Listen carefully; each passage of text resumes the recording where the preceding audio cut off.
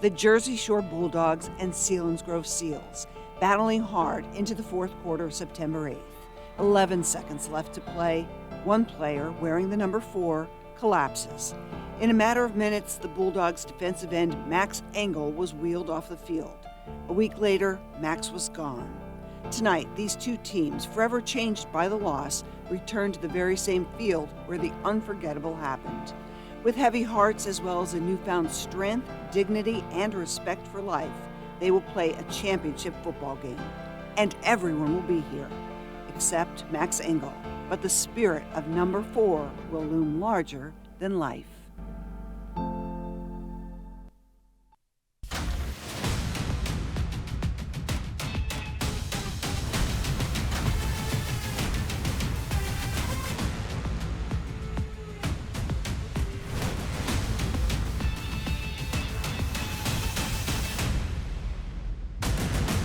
This is Blaze Alexander Family Dealerships Friday Night Rivals, sponsored by USA Metal Roofs on MyTV.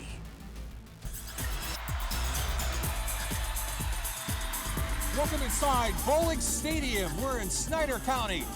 Tonight, it's the District 4 4A Championship game between Friday Night Rivals, team number 2, Jersey Shore, and team number 1, Selinsgrove. Good evening, everyone. I'm Bob I, joined tonight by former Tunkhannock area coach Jan Cechak. Taylor Whartonby from the Fox 56 News First at 10 will join us on the sidelines. Obviously, the last time these two teams met on this field, it ended in a 21-21 tie with 11 seconds to go. But since then, Jersey Shore, both teams have been really ramping it up. Let's talk about the Bulldogs first. They averaged 51 points a game, over 400 yards of offense. And their main guy is our Blaze Alexander Family Dealership Spotlight player, Tate Seacrest. Tate Seacrest, incredible young man, great running back, outside our defensive end. He's got 20 touchdowns on the year, Bob. He's averaged 147 yards a game, but more importantly, defensively, he's been a stalwart at defensive end. He's got 23 solos, 10 assists, 3.5 sacks, and he's got 12 tackles for losses. Those are pretty good numbers. Those are great numbers. Wow, yes. Selinsgrove, too. Over 40 points a game, nearly 400 yards of offense. They've been rolling through their schedule, and they have another running back, our other Blaze Alexander Family Dealership Spotlight player, Tucker Teets. Tucker Teets, what an incredible story this young man has had. Last year, riddled with injuries, comes back, is setting all sorts of school records. He has only 27 touchdowns this year, and I'm being facetious when I say that. What an incredible feat. He's got over 1,700 yards rushing. Defensively, he plays defensive back. He's all over the field. He's just a ball hawk. He's a great young man, and we're going to have a great game tonight, Bob. We should have a great game. Both coaches gave you keys to the game. Brought to you by Toyota. Let's go first for the Bulldogs of Jersey Shore. Well, Coach wants to make sure he has manageable possessions where he wants to really take control, and he also wants his kids to play 48 minutes of Bulldog ball football.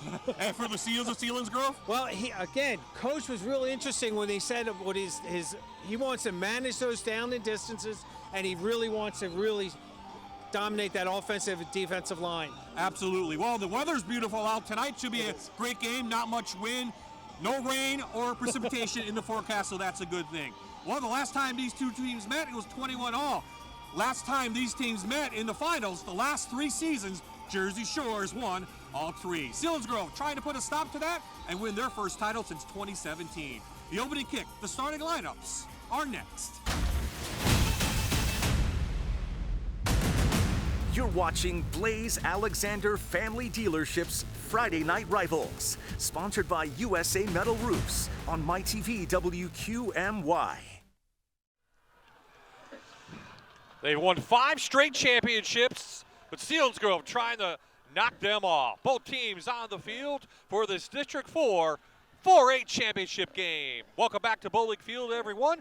Capacity crowd on hand, and why not when you have 2 of the top teams in the state going head-to-head. Third member of our crew tonight, Taylor Whartonby from the Fox 56 News First and 10. And Taylor, both teams motivated by different emotions tonight. That's right, and you can feel the anticipation here tonight. Both teams, yes, highly motivated. Jersey Shore looking for yet another win and playing for Max Engel, their teammate who passed away. Selinsgrove hasn't won that district title since 2017, so that motivation is definitely here. Keep us updated as we are going on the field here tonight. Back to you. Thank you, Taylor. Jersey Shore won the toss. They elected to receive with their high-powered offense. They want to get ahead of the fast-paced offense. Tom Gravish done a heck of a job there at Jersey Shore in 11th season. 8-time District 4 champions between 3A and 4A. Carter Young has it teed off. Back to receive will be her and Jordan. And the much anticipated matchup between the top two teams is underway with the Car Vision Nissan kickoff. Deep kick by her, he takes it up, and he's up to the 21-yard line. Brand new starting quarterback coach this year, Jaron Loomis, tied in a year ago. Boy, he's having a fantastic year, 1,600 yards and 11 touchdowns. He really is, and with the way this offense is such high-powered, not only can he throw the ball, and he does a great job, but he's got a nice running back there that's got 27 touchdowns on the year. So this is going to be a fireworks of a game tonight. Both teams now will take a knee in respect for the loss of Max Engel, who passed away after a game here September 8th.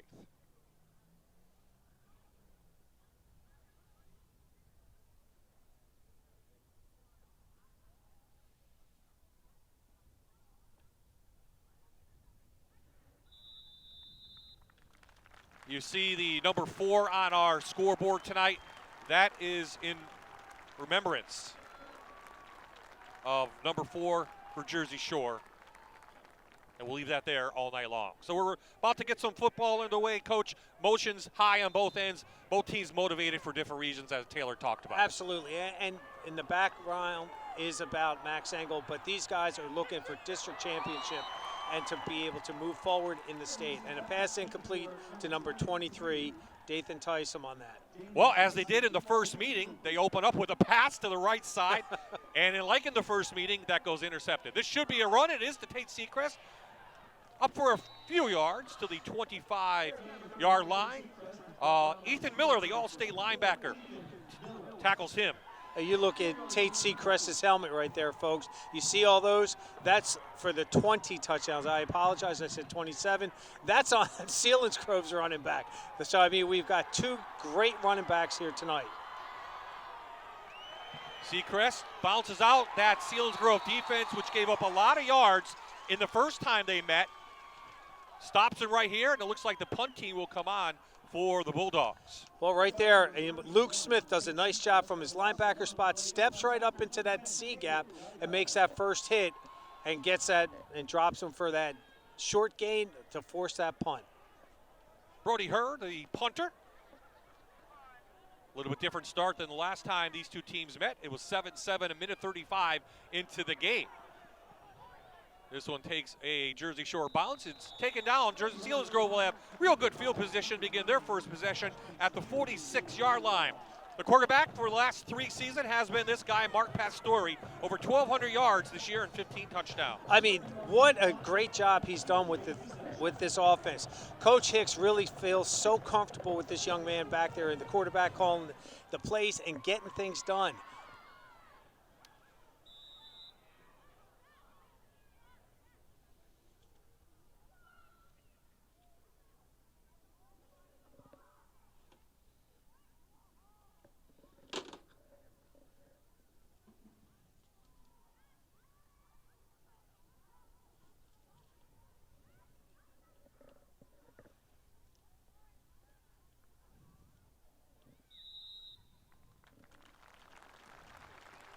What great mutual respect for these two teams. A round of applause from both sides, and I tell you right now, both sides are filled to capacity tonight for this expected matchup. So back to football we go. Selinsgrove first possession, own 46-yard line against a defense, coach, that has 3 shutouts in a row coming into this game. I should say 2 shutouts and just 6 points. Pastore going to go long. No one's there, a little miscommunication, and it goes incomplete. Let's take a look at the offense for the Seals. Pastore, Teets, and Ethan Miller, the fullback. Receivers, Hicks Bastian is their top receiver. Tight end Sassaman plays well. Up front, they're not huge, but they do the job. Who is big? Melhorn, 307 pounds, left guard. So Teets straight through. The defense there for Jersey Shore. 1 yard gain at Well, game planning for both these teams, Bob, I don't mean to cut you off, that they know that either Sechrist or Teets are going to be getting the ball. They're keying those young men, and they're going to have to fight tooth and nail and try to reestablish that offensive line of scrimmage for either of these teams to be effective tonight.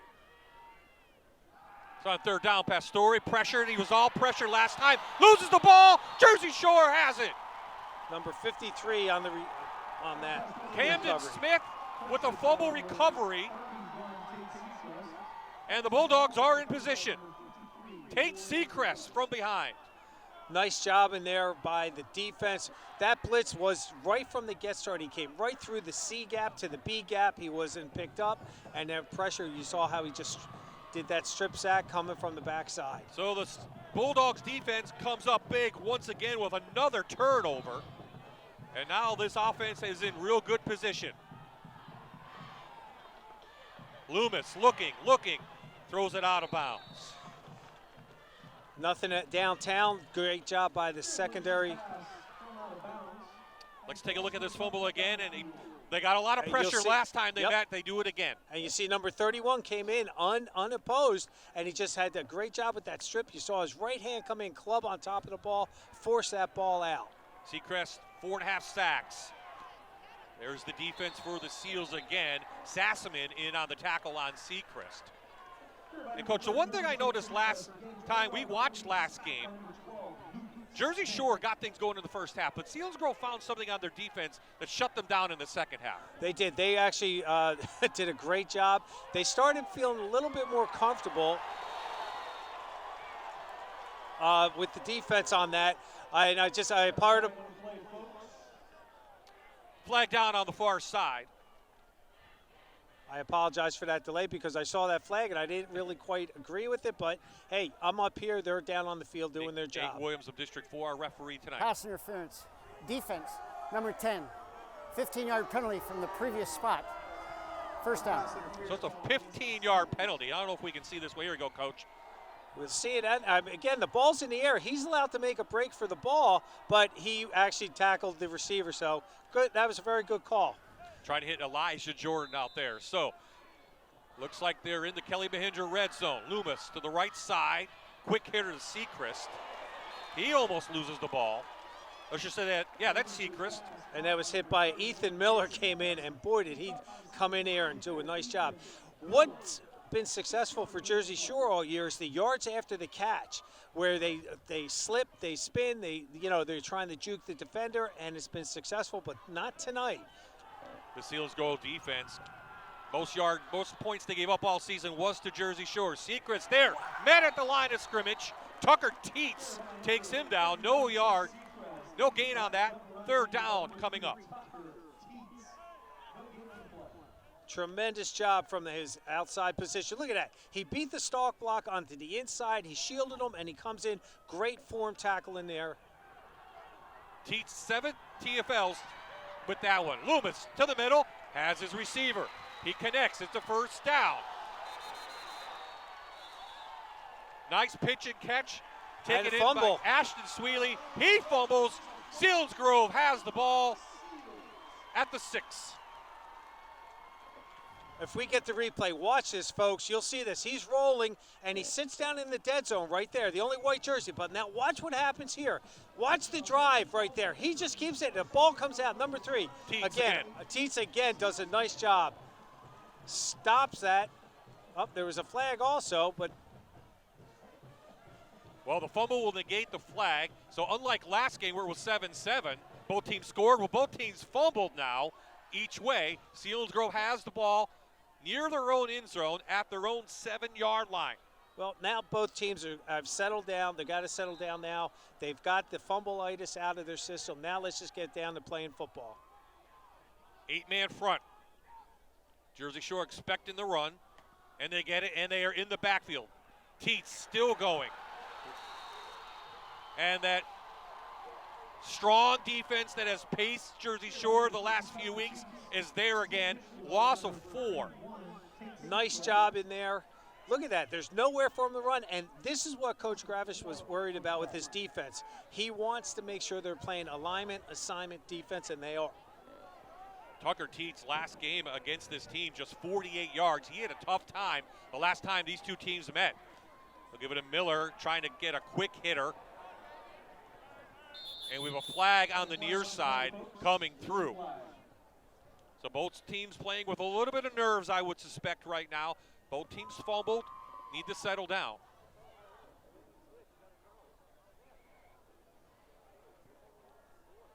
Nate Williams again, and the referees from District 4 making the call. No signal yet. Illegal formation, offense. More than 4 players in the backfield. The penalty is declined. 3rd down. So they're going to say he had forward progress, and it's a 3rd down and 10. So he got back to the original line of scrimmage. Well, and they said they didn't have enough men on the line of scrimmage, hence the illegal formation on the Seals. That last play, they tried running a little fullback trap. Pastor looking, a little quick hitch out to Teets. He's not going to be near the 1st down. He'll get near the 10-yard line, and the punt team will come on now. You'll see for right Selinsgrove. Right, just a real quick swing pass, and he gets it into the best ball, the best player's hands. He got a nice 5 yards on that, but still not enough. 4th and 4. Carter Young has a strong leg, averaging 40 yards, and he'll need all of that tonight. No wind at all. And we have another stoppage of play.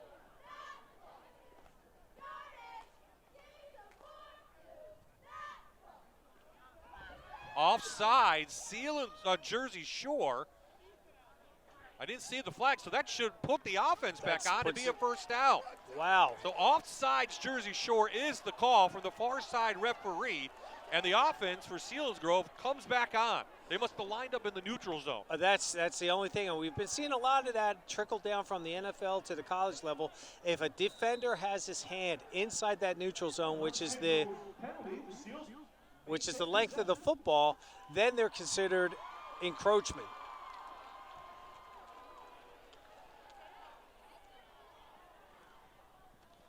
Jersey Shore playing that run with 6 guys on the line of scrimmage. Another loss from Teets. Let's see what the official marking, about 3-yard loss for number 3. That was Seacrest on the stop, number 56. Look at that right in there. He just stood him up on the outside and just forced him back into his help. That was a great job, folks. If you look at the technique from that defensive end, just collapsing everything. 3 Seacrest on the team. We'll explain that in a second. Hurd takes down Pastor for a sack. Another play that loses yardage back to the 10. Well, Brody Hurd does a real nice job there, coming up unimpeded and drops him for a loss, a big loss. That's Hurd's 4th tackle for a loss on the season and puts Selinsgrove in a tough spot. They'll go back to the ground game. Again, nowhere to run. Peyton Samar, their leading tackler, puts him down. And here comes that punt team back on. 4th and really long. Well, you're watching Jersey Shore's defensive line is right now dominating the line of scrimmage.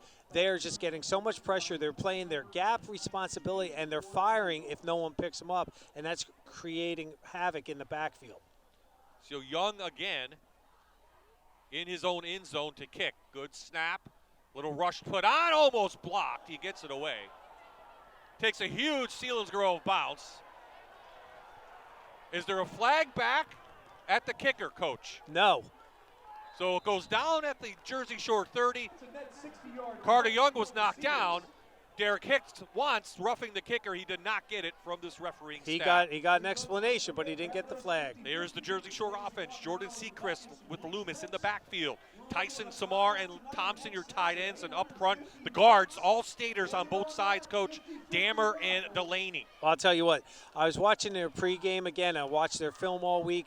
If you follow those two gentlemen, the two state guards there, they're going to take it to the plate, but boy, are they good at what they do. So both offenses trying to get in gear. It's been a defensive battle, and we have some movement again up front. Obviously some nerves, emotions high on both sides. Very much. False start. Offense, number 1. 5-yard penalty. First down. And quite frankly, both teams, have, since their last game, September 8th, have not been tested. They pretty much have gone through their schedule unimpeded to this point. They really have. And that's, you know, to be able to go 10-1 right now this far late in the season is a credit to both schools. But their schedules aren't as tough as they seem. These are the premier teams in this league. Well, it's a defensive battle. Jordan loses play. Ethan Miller, in on the tackle. Coach, 93 total tackles coming in, 16 for a loss. Well, he's already added at least 3 tonight. Watch how he just flows, and then he fills the gap. Look at that. He beats the defender, comes in. He's got a beeline on him. But the thing is, there's 3 gray jerseys in the frame. That is awesome for the Seals, and the defensive coordinator for the Seals will be happy about that. Quick out to Tyson. He breaks a tackle up to the original line of scrimmage, but third down coming and long for Jersey Shore. Well, we see why Tyson is dangerous, and this is what Jersey Shore, as I alluded to earlier, they like the yards after the catch. They're very slippery when they're out there. They're very elusive once they catch the ball. 3-man front. They'll put 8 back. Loomis over the middle. Picked off, almost intercepted. Oh, I spoke too soon. Bastian had it, and he was looking towards the end zone. Wow, Gavin Bastian saw the end zone, but he forgot to grab the ball. That was a great defensive play for him. And to help this Seals really start to play some field position now. Loomis just picked off 6 interceptions this year, and Bastian wanted his first of the season, and it would have been a big one. So her back in, another kick. This one low. I think it hit a Jersey player. It looked Jersey like Shore player at the 45-yard line. Call it the 46. 4:35 left here in the first. We'll take a look at the defense now for the Seals, giving up just 10 points per game. They'll play a 5-2-4.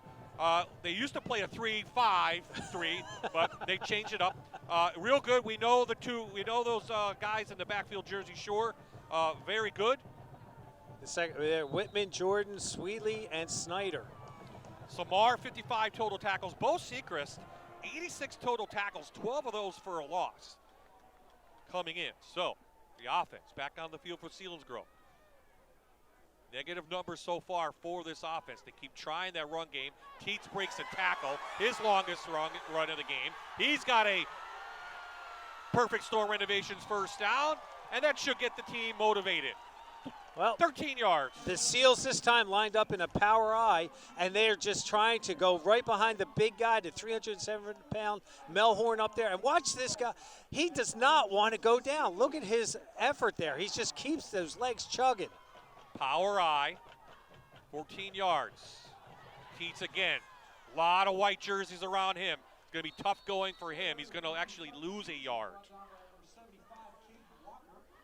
So with the defense that wants to really rush the 6 guys, 7, 8 guys, what should Selinsgrove be doing, you think? That's what they're going to have to do, is try to get to the outside. They're trying to establish it. The problem they're having, though, is that the Jersey Shore linebackers are what we call firing the gun. They see a window open, then they just fly through it, and they're really causing trouble for the Seals offense. Pastor back. He's got time. Going to go long. Has a wide open Bastian. He connects. Touchdown, Selinsgrove. 40-yard strike. Gavin Bastian, 6th touchdown of the season, and Selinsgrove takes the lead in the championship game. He got so wide open. They were playing a soft coverage. They were bringing everybody up, and he just got right behind. Look at that. Great job. Bastian looks it in. The 6'1", 200-pound junior. The 16th touchdown of the season thrown by Pastore, and it's a big one. Bastian hauls it in 40 yards. So it's a 3-play, 54-yard drive. Young's kick is up and good. And with 3:34 left in the first, 7-0 Seals.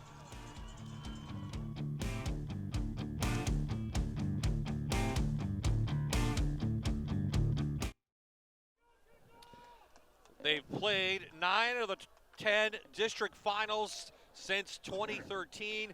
Jersey Shore has won 7 of them.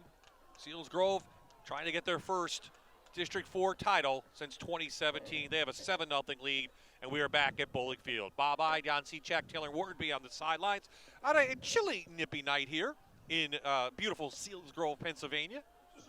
Beautiful facility that Selinsgrove has down here for the Seals. So one score from the area, Southern Columbia, 22-0 lead over Mount Carmel. Kind of surprising in the first quarter. Mount Carmel, of course, beat them in the regular season, just like last year. Southern's beating them in the finals when it counts. When it counts, big time. And Dallas was up 15-0. The teams that we expect to be in the lead are, at this point, from District 2. But this game down here is oh man, Bob, I am excited. You keep grabbing me to calm me down, and I appreciate that. But Carter Young, coach, 26 touchbacks. This one will be returned from the 5. This is Brody Herr. He's taken down about the 24-yard line. So Jersey Shore's schedule. There you see, since Selinsgrove, they put up nearly almost 40 points a game. Both teams really had a tough time with Montoursville this year. Yes, they did. But then it was 63-0, 62-0, 54-6. And if you look, Jersey Shore was on a roll. They tied, obviously, with Selinsgrove week 3, and they haven't looked back since then. That should be Milton last.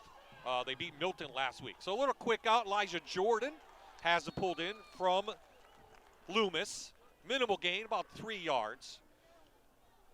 Well, that's what they're going to try to do. Jersey Shore is going to try to bait the defensive secondary to start creeping up because they're hitting them with all the short game. Option. A lot of running room for Loomis. He takes the knee. He's got a perfect storm renovations first down, gain of 10. And smartly, I love that, to see that quarterback, the option. It was good phase with their running back there, Seacrest back there, but the quarterback heads up, just slides. He got the first down. This team, 310 yards coming in per game on the ground, 176 through the air, and that one's almost picked off. A lot of traffic around there. Coach, 486 total yards per game through 11 games. That's amazing for a high school football team.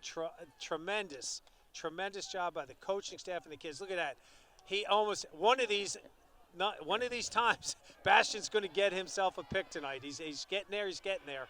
Option left side. He pitches to Seacrest, and he's got about 4 yards, bring up third down. Tate Seacrest, 6 foot, 195-pounder.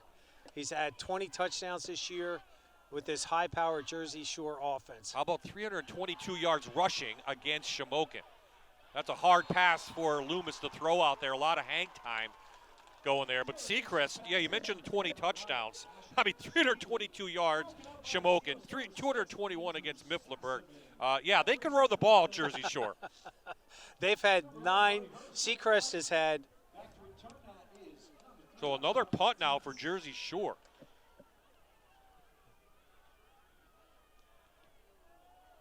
High kick, not much distance. Goes out of bounds. So Selinsgrove will have excellent field position again. Let's see where they're going to mark it. Just around the 40-something yard line. This will be the third time they had good field position to start. This is at the 41. So they found something on their last possession, did Selinsgrove, through the air. Let's see if they go back to the ground game.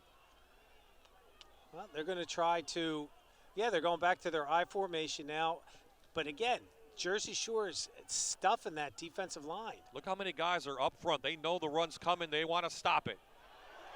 But Teets breaks out. Teets into the open. Knocked out of bounds inside Bulldog territory. Gain of 17 for Tucker Teets. Tucker Teets has had 9 games where he's rushed for over 100 yards. And you'll see right here, great job by the offensive line and the fullback kicking out. And that's where Teets is just so strong. Whitman drives him out of bounds. Quick hitter to Bullington, number 28, a junior. He's up for about 3 yards. It's a nice job with the just a fullback dive. That's all, a base dive play, what we call Bob, big on big up front. No huddle, and hard count gets Jersey Shore to move. Let's see if they call it that way. And they obviously saw something in the last time they met. I mean, these two teams, this is about the Jimmies and the Joes because they know what they're going to do, right? They do. And these two coaches know each other. Encroachment, defense, number 43, 5-yard penalty, second down. Derek Hicks, the coach for Selinsgrove, right there. 8th season, 74 wins coming in. Back to Teets. Hit and bounces off of Samar, and they will move the chains. Another perfect storm. Watch Jared Bullington, the fullback right here. Boom! Takes on that defensive end, hits him enough just to freeze him to allow Teets there to find where he wants to run, and he gains that first down. That offensive line now, I think finding out what Jersey Shore is doing, the holes are there now, unlike in the first 2 possessions of this game. Pastor, quick hitter, inside gap. No good, trying to hit Caleb Hicks on the quick one. Well, that was a great job secondary-wise by Evan Snyder, the 6-foot, 183-pound junior, playing cornerback. Watch his technique if we get that on there. He's looking. Look at that. Right there, comes right up. I mean, you want to keep everything in front of you and to the inside.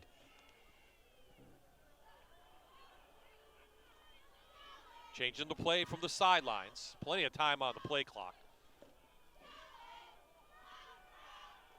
Time, long pass to Bastian. He's covered this time. Hauls it in. Do they call it a touchdown? They do. Wow. 31-yard strike. Jersey Shore complaining he was bobbling it. Gets a flag after that, but it's going to stand. It'll be a touchdown. Well, Bastian's had 2 touchdowns on offense, and he's almost had 2 interceptions on defense. Look at that ball just laid right out, right on his fingertips. 1-2, and in high school, you only need 1 foot. Yeah, the replay proves it. He was in bounds, 1:15 left in this first quarter. The flag, I believe, will be unsportsmanlike conduct, probably against Jersey Shore. Let's see, though, what our official, Nate Williams, calls.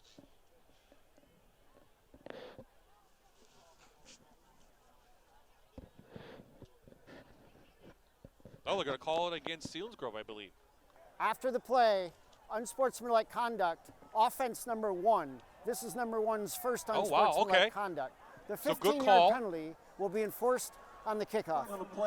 Saw Jersey Shore obviously trying to say, hey, we think it was bobbling it. So, but Gavin Bastian must have said something. He did to warrant that Shore. flag. He had to say something. His actions obviously were heard by the official, and you just can't do that. And Gavin's just got to be smart right now, because if he gets flagged again, if Selinsgrove wins tonight and he gets another personal foul, he's ineligible for the next game. So the official's going to discuss what's going to happen. It's against Selinsgrove. So is it back them up on this PAT or off the kickoff? It should be, I would believe, on the PAT. And they are.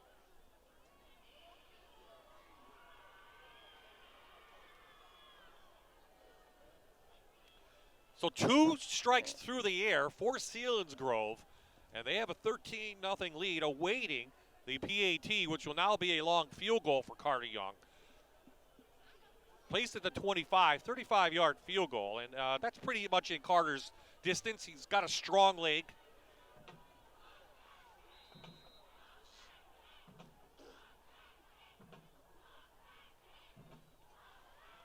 Kick is up, and it is good. Hits the crossbar, strikes in, so it's 14-0 the score. Now, last year, 2022, Jersey Shore won up at Thompson Street, 35-7.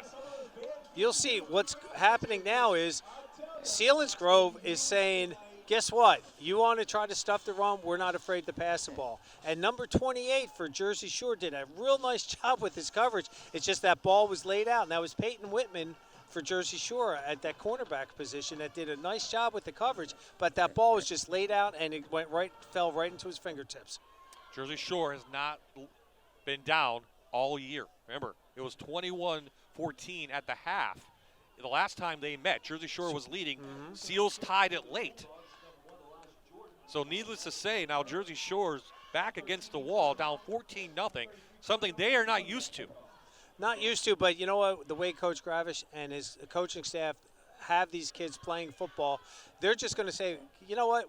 That's fine. We're just going to do what we do. As Coach said, one of the keys to the game, play Bulldog football for 48 minutes.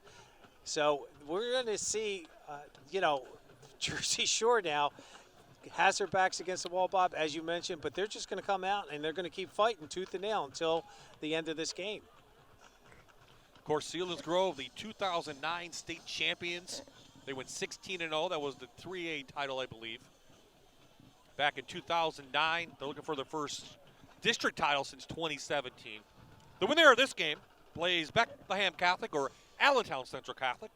That District 11 final will be tomorrow night at 6, and the state game will be in District 11 this year. Okay.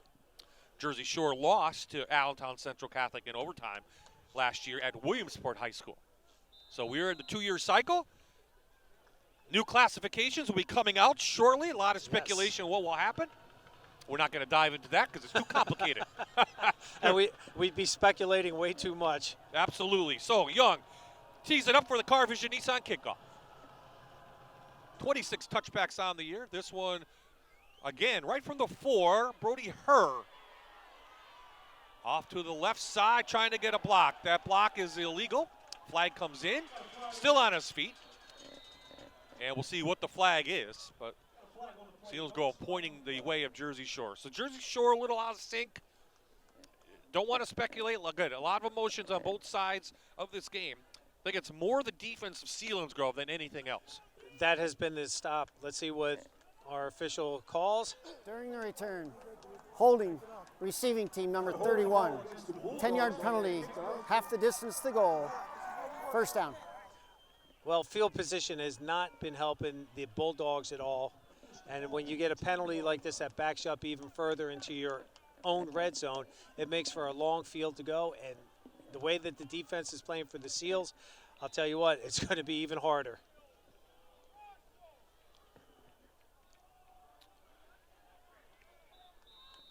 Elijah Jordan, the junior, coming in. He has 788 yards. He averages 7.5 yards per carry, 11 touchdowns. Elijah Jordan, how about him? 2,100 total yards in his career and 24 touchdowns. We talk about Seacrest so much, and I think the ball came out that we forget about Elijah Jordan. Looks like Jersey Shore recovers it. So 3rd and long now coming up.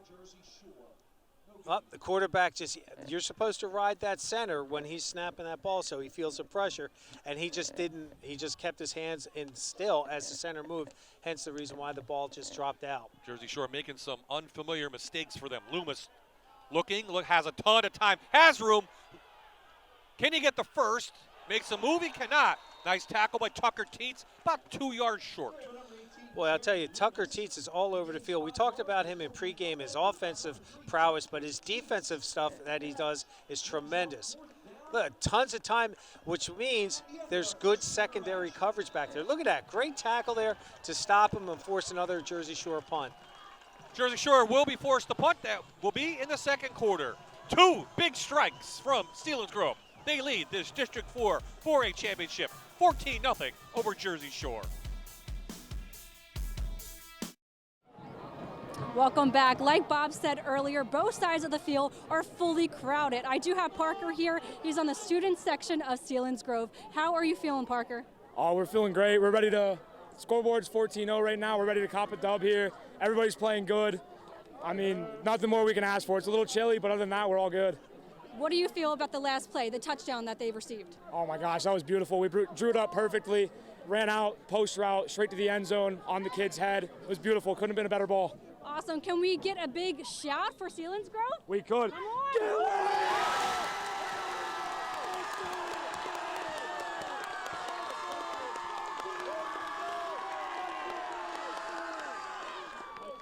Good job. Good job by the Selinsgrove student section. And after the punt from her, another good field position opportunity for the Seals coach at the 47-yard line. So they have taken advantage of the good field position with 2 touchdowns so far. And Tom Gravish's staff still trying to egg his team on. Well, right now, the field position game has really been to the Seals' advantage. Their punt their punter's done a nice job, but he's just not getting that hang time, and it's not getting the distance, obviously, that Coach Gravish really wants to emphasize with this special teams unit. There's a Jersey Shore defense that gave up just 165 per game this season. Under 10 points a game given up. 93 total tackles for a loss coming in. But somehow, Selinsgrove has found a way, and Tucker Teets is carrying a bunch of Bulldogs all the way to the 32-yard line. And you saw Tucker Teets saying, feed me the ball. Keep me to go. Right in there. It's just a base ISO play in there. And Tucker Teets, watch his leg drive, folks. Keeps the legs moving and moving. 1, 2, 3, 4 orange and white jerseys around him before he went down. Miller, he's still battling, and he is a positive gain. About 6 yards for Ethan Miller, 35th carry of the season. Well, they just went with a fullback dive on that play. Again, we're going to go inside, outside on you. We're going to try to now, I wouldn't be surprised if we see a play-action pass coming up.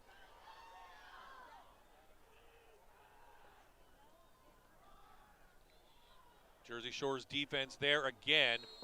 Seacrest in there, Jordan, along with Slate Seacrest. So Tate Seacrest and Bo Seacrest are brothers. The cousin is Slate. So you have so if you say Seacrest made the tackle for Jersey Shore, it's gonna you're 30% right already. 70% right, I guess, right? Yes, Seacrest did on the stop. We're gonna be good. The way that Jersey Shore is playing like a 6-2, like I would call a split 6. Pastore has time. Going to go long again. Just missed Bastion again to the right side. So they are finding something in that Jersey Shore secondary they're taking advantage of. They're taking big-time advantage of it, that he's able to come loose and come that quick. He's just doing like a post corner in there, so the defender's going to start to fade to the inside, and he breaks to the outside. That's where he's getting that separation. Evan Snyder Jr. was on the coverage. So 4th down, they're obviously going to go for it in Bulldog territory. 10 on the play clock. Pastore in the shotgun. Moving again now. Now, did the center move? Looks like their center's kind of looking like I did something. Yeah. He's looking like I'm guilty. Let's see what the call is.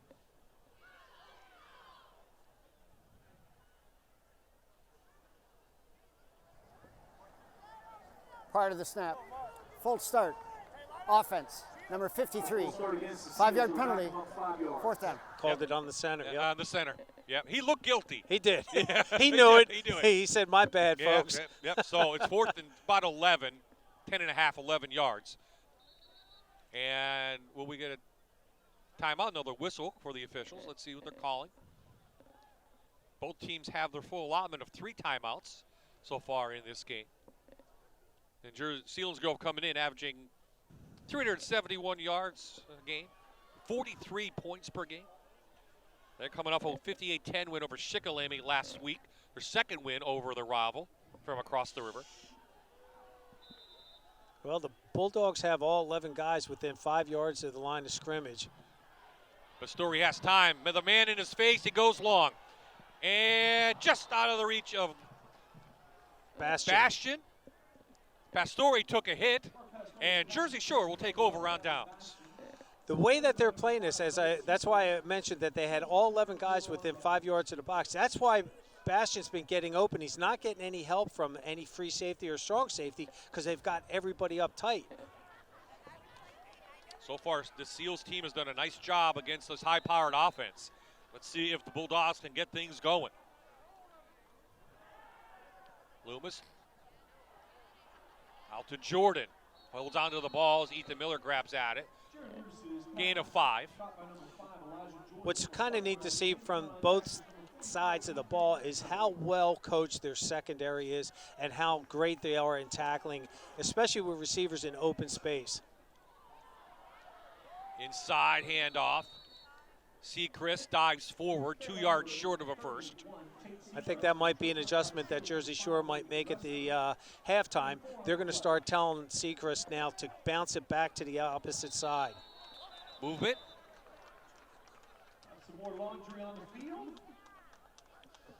Prior to the snap, False start, offense, number 69. 5-yard penalty, third play. So mistakes we're not used to seeing the Bulldogs make are starting to Well, go I against guess Mason Larson wanted to get a piece of Camden Smith's action at the center and get a flag for tonight. I don't. They're long, look quick out in traffic. Nice catch by Elijah Jordan. Perfect Storm Renovations first down for Jersey Shore. Elijah Jordan does a great job. Look, he just stops. He throttles down into his curl position. He's surrounded by three great gray jerseys, and Loomis just threaded that needle. Jordan's trying to throw it. Taken down in the backfield. Looks like Sassaman, number 6.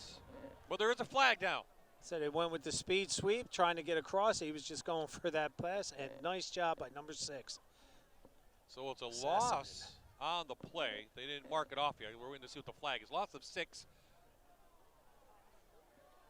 2 players in motion, right? Illegal shift, offense. 2 players in motion, not set before the snap. The penalty is declined. Second down. So the play will stand back to the 39-yard line. It goes. Loss of 6 on that for Elijah Jordan. Loomis, a little quick out. Trying to get to their playmakers, have them make the move. Dathan Tyson's first reception of the night. He's back for 7, but it'll be 3rd and long. You see right there, they just do that quick hitter out there. And nice job with the stalk block out there by number 9. Doing a great job out there. That's Ashton Sweely. Loomis time, a lot of time. Loomis over the middle. And it is caught. I was waiting to see if he held on. That was Ashton Sweely, the senior, pulls it in inside Seals territory. Jersey Shore knocking on the door. He gets right behind him, but again, one hand there. And Bob, I understand your trepidation with that, not calling that, because the arm was in there, the defender's arm was in there, and he went to the ground. 14-yard play. Biggest play of the night so far for the Bulldogs. Seacrest comes over. Loomis all day. They're only rushing 3. They're putting 8 back and in and out of the hands of Tyson. And the Jersey Shore faithful booing. I'm not sure. They must have saw something. You see that on that, Bob, by only rushing 3 guys. Yes, they are dropping 8. I hate that. I like that. They're going to run the option. We'll debate that in a second. Loomis taken down for no gain on the play.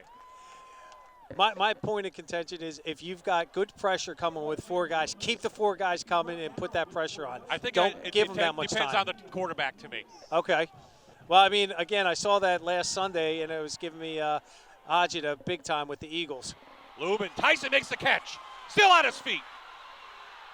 Dathan Tyson takes it inside. First and goal, Jersey Shore. 23-yard gain. This is what I talked about earlier, how dangerous these guys are at the yard, what we call the Yaks, yards after the catch. Watch what he does here, folks, as he's coming in. We don't have time. Touchdown. Tate Seacrest. We don't have time for replays. We can show both back-to-back maybe after this. Seacrest takes it in, and the score could be cut in half after the PAT. Nice drive by the Bulldogs. The way the Jersey Bulldog receivers are, they get the ball, and when they see that they're going to get hit, they spin, and that's creating more separation for them to keep the drives alive. Hers kick is up and good. 10 plays, 68 yards on the drive. Jersey Shores cut the lead in half with 7:37 left in the half. Okay, Coach, now you can talk about the catch. Here we go. Now watch. Great job with the pitch and catch. See how he spun in there? Now watch what he does again. He's going to see it when he's getting closer to the end zone. He's already was spinning when he saw the gray jerseys and fell backwards for an extra 2 yards. And before he could blink, and then they boom. snap it. We knew it, Seacrest. We know how great of a runner he is, and he just punched it in to cut this lead in half. 21st touchdown of the season. Nice drive by Jersey Shore. What do you see different from then other than scoring? Their passing. Yeah. Their passing was a lot more effective that time, and they're doing a lot of quicking. And that's where I said to you, Bob, about 3-man rush, it's great. Like if there's no time left and you're down by 3 scores, but Teets from his 15. He returned a touchdown the first time these two teams met at 95 yards. No such option there. Selinsgrove will have the ball at their own 35-yard line. Now let's see if this Bulldogs defense can rise up too. Well, both teams have now settled in. They're starting to play their brand of football, on both sides of the ball. And we'll see how Selinsgrove now responds to this. You knew you weren't going to keep them down. No. Too long. So Power Eye starting. Coach Hicks there in your screen.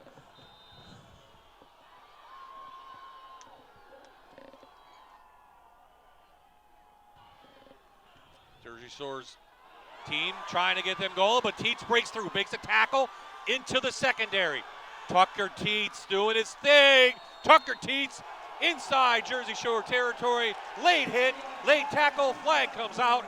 Add on 15 more for Selinsgrove. Evan Snyder would be the one that's going to get called for that. But they went Power Eye. So it'll be a 20-yard gain, then tack on the penalty.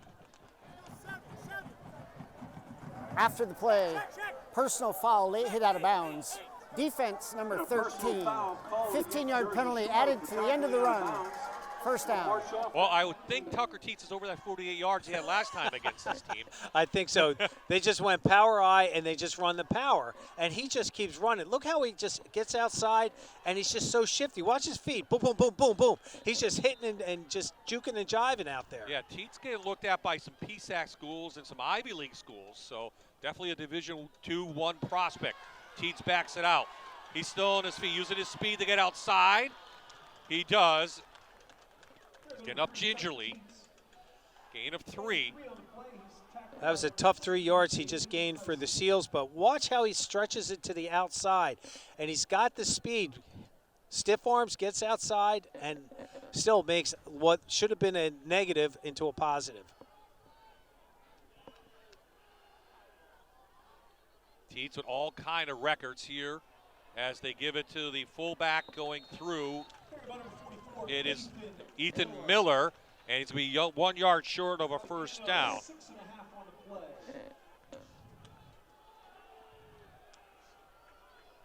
Up quickly. No tush push, but Pastore will take it up himself. He'll have a Perfect Storm Renovations first down inside the Kelly Mahindra red zone. Oh, that's what we call the old-fashioned quarterback sneak. For those not used to seeing that, yeah. Right? Yes, sir.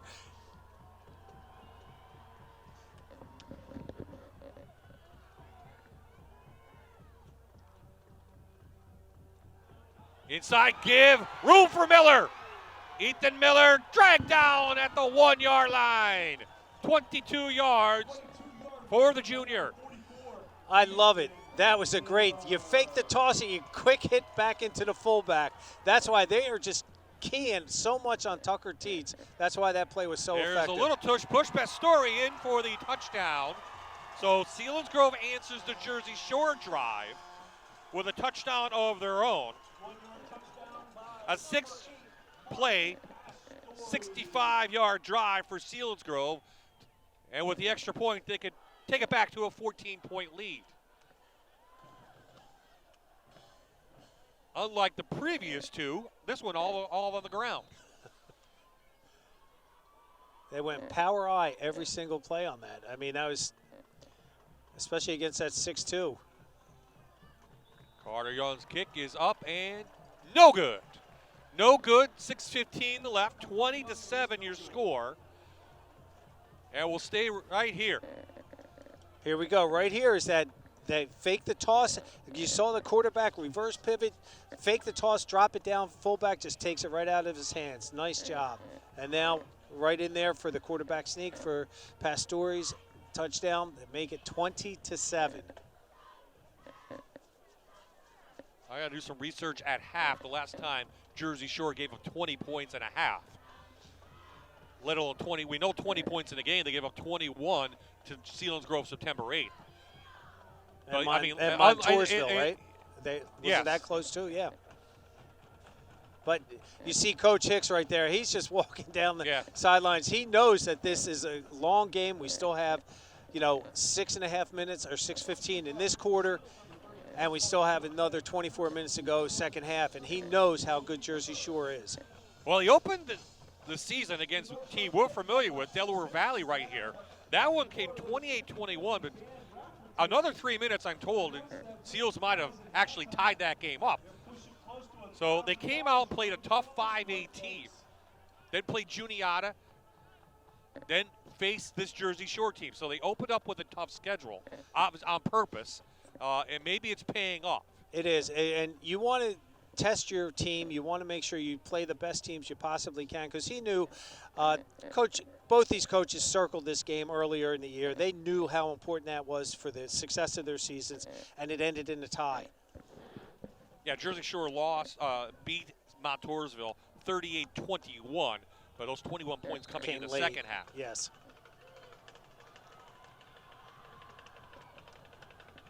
Selinsgrove beat Montoursville 35-7. We can compare opponents. I don't know how much a difference it makes in their records, because I did the math. Young's kick. They're going to let her do it again from the 10. And he finds a little room, and he's up. So they obviously don't want him to kick it into the end zone, because he can do a touchback. We know that. Right. They obviously saw something that they say, okay, we'll let you return it. Well, I'll tell you what, number 11, Brody Hurt, every time he touches the ball, though, he looks so quick and explosive. I'd say, you know what, now let's just kick it. Let's get the touchbacks. Why even risk it?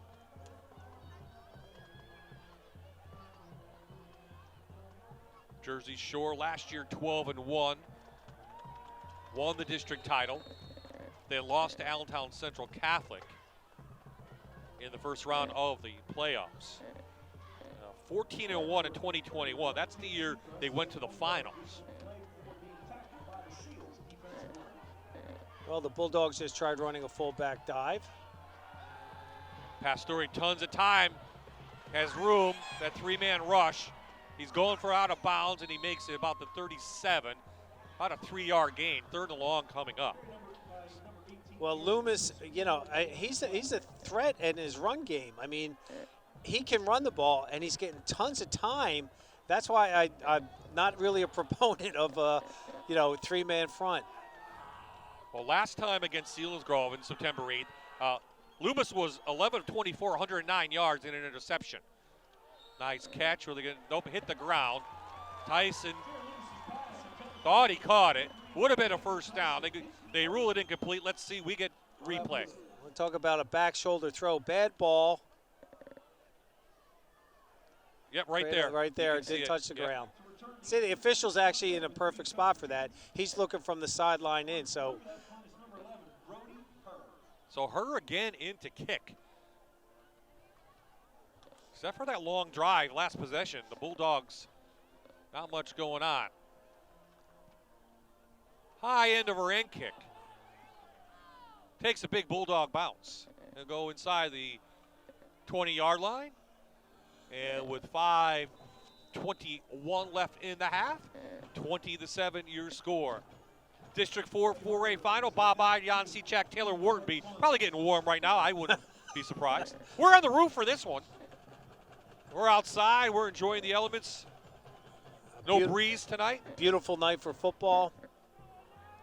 You can see Sunbury down the line, and across the river. This is awesome to have a sold-out crowd here on both sides. This is really neat.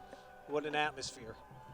Our number 2 and number 1 team in a Friday Night Rivals top 10 countdown. Pretty much since Southern Columbia lost to Mount Carmel. And Teets finds room, but it's tripped up. 2-yard gain. They're not doing anything fancy now. Coach Hicks really wants to try to, as he said, one of his key to the games was to try to establish back-to-back drives. And what he meant by that was keep this drive going, chew up the clock, keep the ball away from the Jersey Bulldogs. 7 guys up front. Teets, once he gets to that second level, he's tough to take down. It's going to be 3rd and short. He's got great vision. We always tell running backs to run with your eyes, and he can see where he wants to go. Good job with the toss. Quarterback had to wait a little bit more because when you're in that power eye, sometimes it just takes a little bit longer for that to develop. But he's got great vision, and he can hit those holes really quick. Jersey Shore like to get a stop here, get that ball back before the half. Pastore back. Quick out. Jersey Shore, can he string them out? No, Teets goes out of bounds at the 30. That will be a Perfect Storm Renovations first down. Gain of 8. They just went with the swing pass right from the backfield. And you can see they're committing 6 guys, but the linebacker does a nice job right there. 43 does a real nice job from his LB spot to string that out and to contain him. Peyton Samar, the 6-foot, 180-pound senior. Power eye. Teets hit in the backfield. First time in a couple possessions. Good hit by Slate Sechrist, number 56, and Bo Sechrist, Cousins. So no gain on the play. Let's see now if they go to the far side.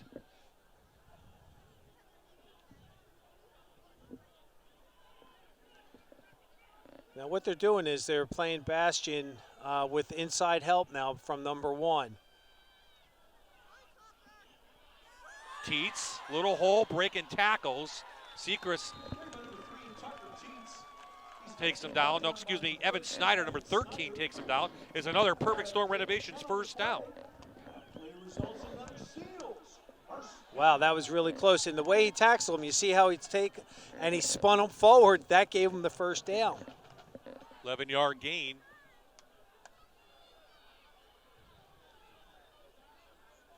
Teets coming in, 30 total touchdowns in one season. That's a new school record. That's a combination. As Miller, the fullback, goes 8. Here we go, right in there. Just a real quick hitting one for the fullback in there. What they're doing, what I'm seeing from the Jersey Shore's defense is their cornerback towards their sideline is coming up playing that 6th man. So there's no one on that third of the field. Same play, Miller fighting, but Jersey Shore's right there. Preston Beatty, the senior, takes him down. No gain on the play. 3rd and short now. See Coach Gravish, he's looking back and forth, trying to get his team, keep them in the game. I believe, didn't we say Coach Gravish might be the Big 33 coach this year? Is that what yes, we said I heard rumors about that. And quarterback keep, let's see the placement. It's going to be a left foot, right foot thing, I think, here. Does he place it with his left or place it with his right? Yeah. I think he's short because it should be right on the 50. He put it right before the line, just short. Let's so see. No gain. Yeah, that's actually a very good spot, I think. I agree with the spot. Yeah, I do too. They'll measure it. Now it's going to be how long the football is. But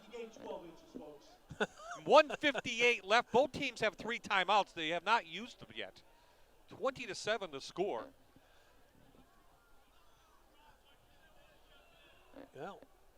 Yeah. Less than a length of a football. Probably see the tush push again or some form of that. Nice job. Credit to the Selinsgrove line. Dominated pretty much first 2 possessions, right? Yes, and they then did. Made some adjustments, and Teets started running tough. And he's opening, the offensive line's opening up those holes to allow him to run. But what has really, really crushed the Jersey Bulldogs has been the pass game. Some scores, Loyal Sock beating Warrior Run 27-0. Danville 14-3 over Lewisburg. So those 2 teams could meet next week in the District 4 3A Championship. And after this, we'll give you the Southern Columbia score. 4th down inches. Pastor. And this is a right foot, and it is a first down. He had to get past the 50, did he?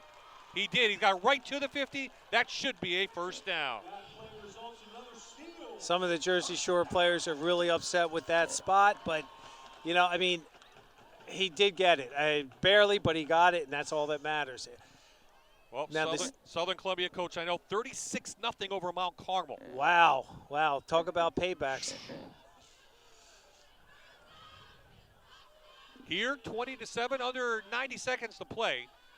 Selinsgrove will get the ball to begin the third quarter. Teats through. Nice arm tackle by Seacrest. Gain of 5. Make it 4. The Seals have got to, I mean, they're just going to keep taking their time, pounding the ball away. Look at how the offensive line all reach to their left, and he comes back. Teats then takes a step to the left, cuts back to the left, and he gains 4 yards. Pastore, little quick hitter inside. Bastion makes the catch, has a perfect storm. Renovations first down inside the 40. Timeout on the field.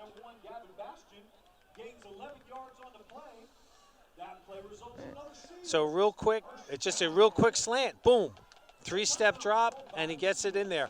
The way the Jersey Shore's corners are playing, they are playing 7 to 8 yards off. That's why a quick slant, 2 steps, and it just comes inside.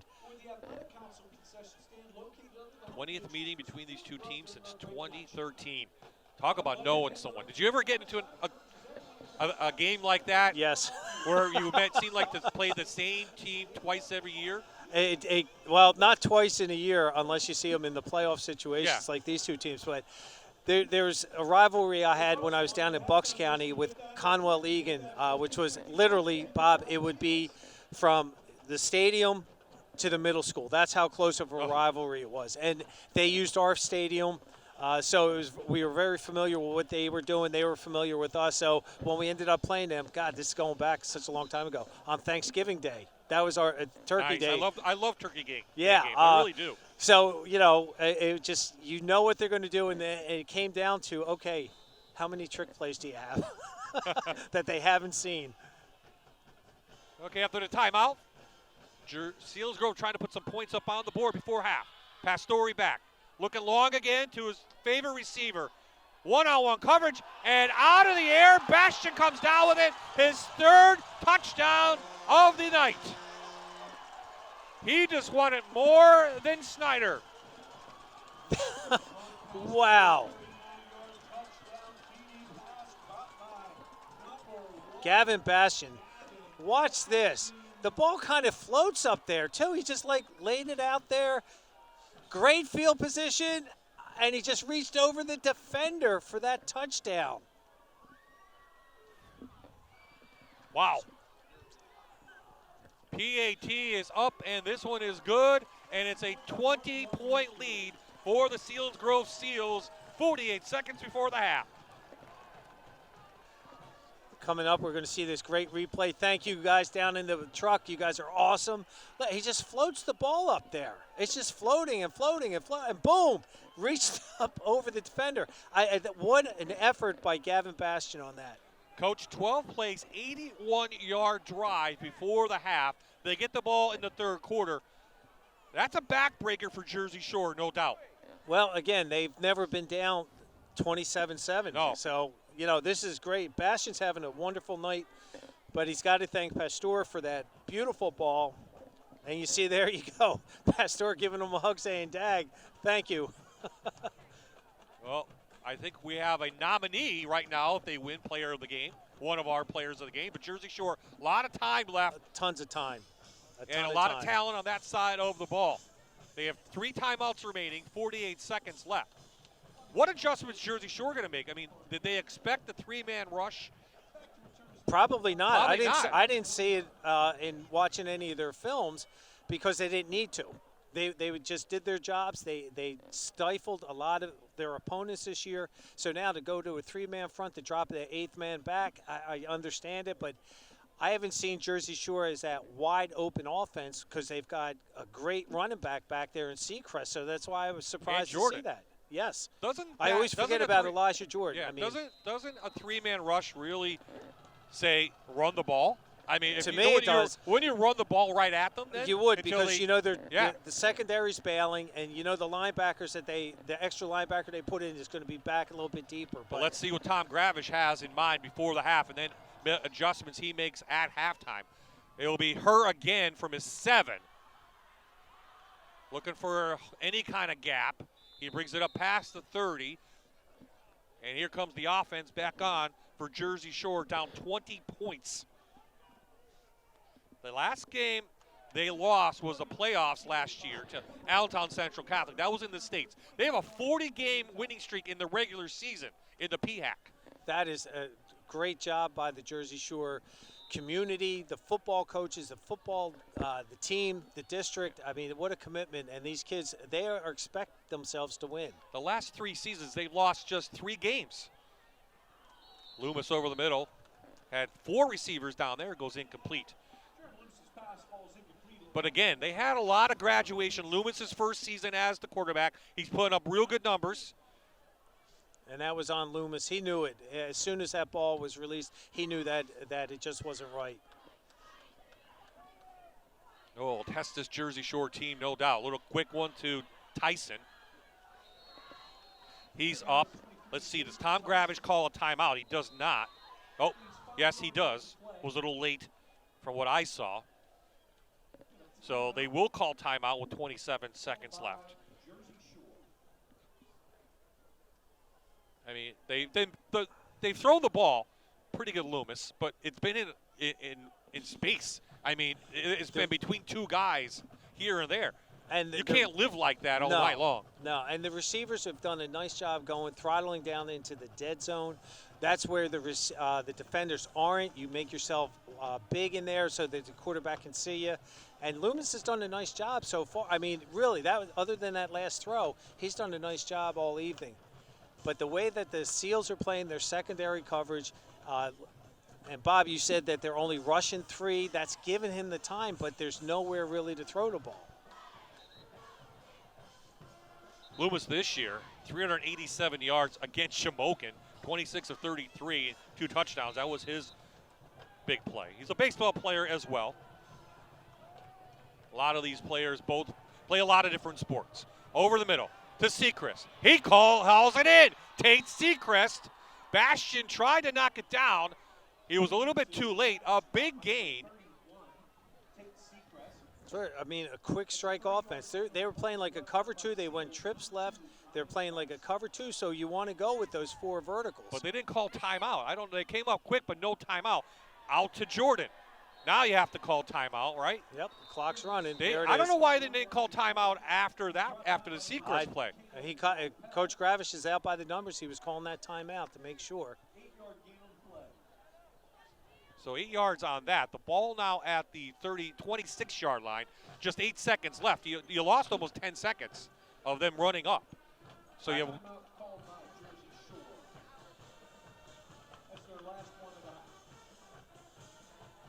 So that's their last timeout of the half. Maybe that's why. Maybe I was just going to say that, Bob, because I didn't realize they were down to just that last one. So he wanted to get them up. They got yardage. Gives them 2nd and 2 right now. Well, you're not looking at a field goal here. No, they don't have time to get them out there. So they're going to be going down. This is the perfect time where you rush 3 guys and drop everybody back. And you can see that's exactly what the Seals are doing right now. Okay, 5 wideouts in there, 4 to the far side, as you can see. Might be the last play of the half. Loomis to the end zone. Pick, intercepted. Off the deflection, picked off by you-know-who, Tucker Teets. That ends the half and a half. That Selinsgrove takes the lead in. Let's look at this one again as we go to the break. And again, the ball just gets tipped right there. Teets gets it right here. Now watch what happens. I think he gets banged up. He got up a little bit slow on this. He gets hit. He gets spun to the ground. He was a little ginger to get up, but now they got. Teets also labored. He's got his hands on his hip. We'll take a minute.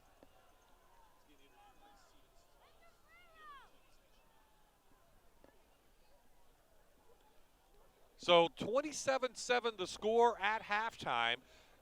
I don't think a score many had anticipated, Coach. We expected a closer game, especially after the last matchup. Selinsgrove has not been able to get it through to Jersey Shore for the last few years. So kind of surprising here that it's a 20-point lead for the Seals. And the way that they've done it through the air, I mean, says how they are well prepared for this game tonight. Jersey Shore, on the other hand, with the way that their defense has been playing. I mean, they're bringing everybody up inside that box. Like I said, 11 guys within 5 yards of the ball. You get to the second level, you're gone. Okay, let's go down now with Taylor and Coach. Welcome back onto the field. Sealingrove's in the lead. I have Coach Derek Hex here. Just tell me your thoughts on the game so far. I mean, obviously very pleased, 27-7. You know, our offense has done a fantastic job. Mark, they're loading up the box to stop the run. Mark's made some great reads, great throws, a couple fantastic catches by Gavin Bastian as well. Motivated for that win, absolutely, right? Oh, yeah, absolutely. You know, it's only halftime. I got to get in and tell the guys Jersey Shore's not going away, that's for sure. Now, I did hear you on the sidelines telling your players some things. You want to tell me what you tell them on the field?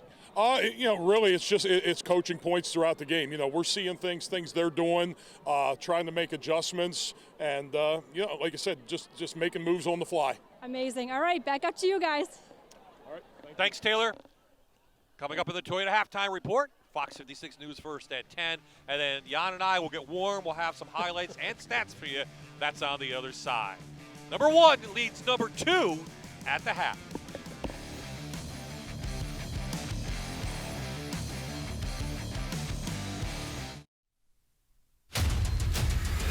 Welcome to the Toyota Halftime.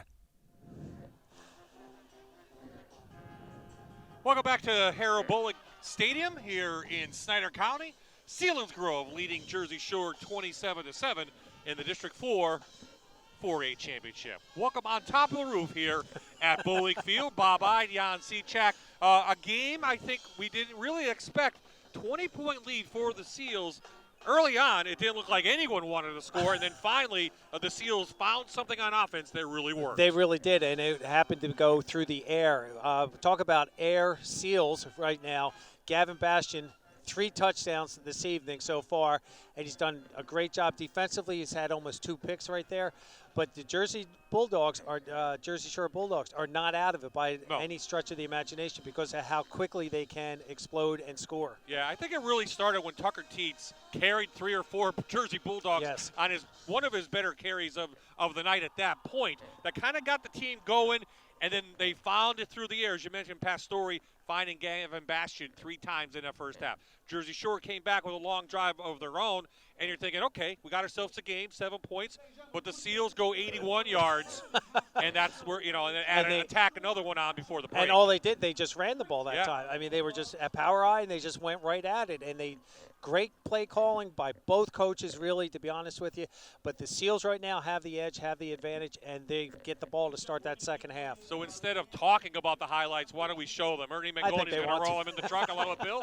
Let's take a look at the first half highlights, and we talk about Pastore and his favorite possession tonight. This is the That's first how fumble. The game started. Both teams fumbled on their first and second possessions. And you'll see right here, here's a pitch and catch right there. And great job. He just strips the ball out. And again, this is how we started the first quarter, the first 2 drives. And then they found something through the air. Pastore, beautiful ball right down, wide open to Gavin for his first touchdown. Gavin Bastian. Now they come back looking downtown. Another one, just a fingertips. He just laid that ball perfectly in there. Jersey Shore not to be denied. And who does they give the ball to? Number 31, Tate Seacrest, gets him on the board. Now, Jersey Shore comes right back. And this is that run game that we talked about. Great job by the fullback on that one, coming in. And now we get the quarterback with the sneak in there to answer Jersey Shore's score. Now, late in second half, here we go. Another, watch this pass, folks. Ball was actually thrown behind, and he reached up over the defender for his 3rd touchdown of the evening. 124 yards rushing, 129 yards passing for the Seals. That's why they're leading this one 27-7. We'll give you some more stats, but first let's check out some national highlights last week from around our Friday Night Rivals network. The best Thursday Night Lights and Friday Night Rivals highlights from across the country. As the kickoff from Will Stanley will be fielded by McCoy. He'll bring it out between the hash marks. McCoy has room across the 35. He's across midfield and no one in the neighborhood. What a response by Caden McCoy. Murchison looking, hangs this one on Zuniga. Can he run under it? He can for the touchdown. Yellow Jackets, 62 yards. You know, it's easy to be impressed give your offense or give your defense a break, give them a shot to stop them on a long field. Well, there's that man again. Be careful. He might go. Antoine Hubbard gets to the outside. We'll see if he can outrun those white jerseys. He might go. He knew it was going to happen. He knew it was coming. Hubbard to the house. Close out the season next week against Ridgeland. Finley on the direct snap. Across the 40. Watch him go across the 50, the 45. 46-yarder to win the game. He's got 5 seconds, though. He better go. Yeah, play clock is down. It's up. Here we go. It's up. It's got the plenty of distance. leg. It's good! Oh, my God! It's good, and Milton wins it with a 46-yarder. The last play as the clock winds down. That is number 88.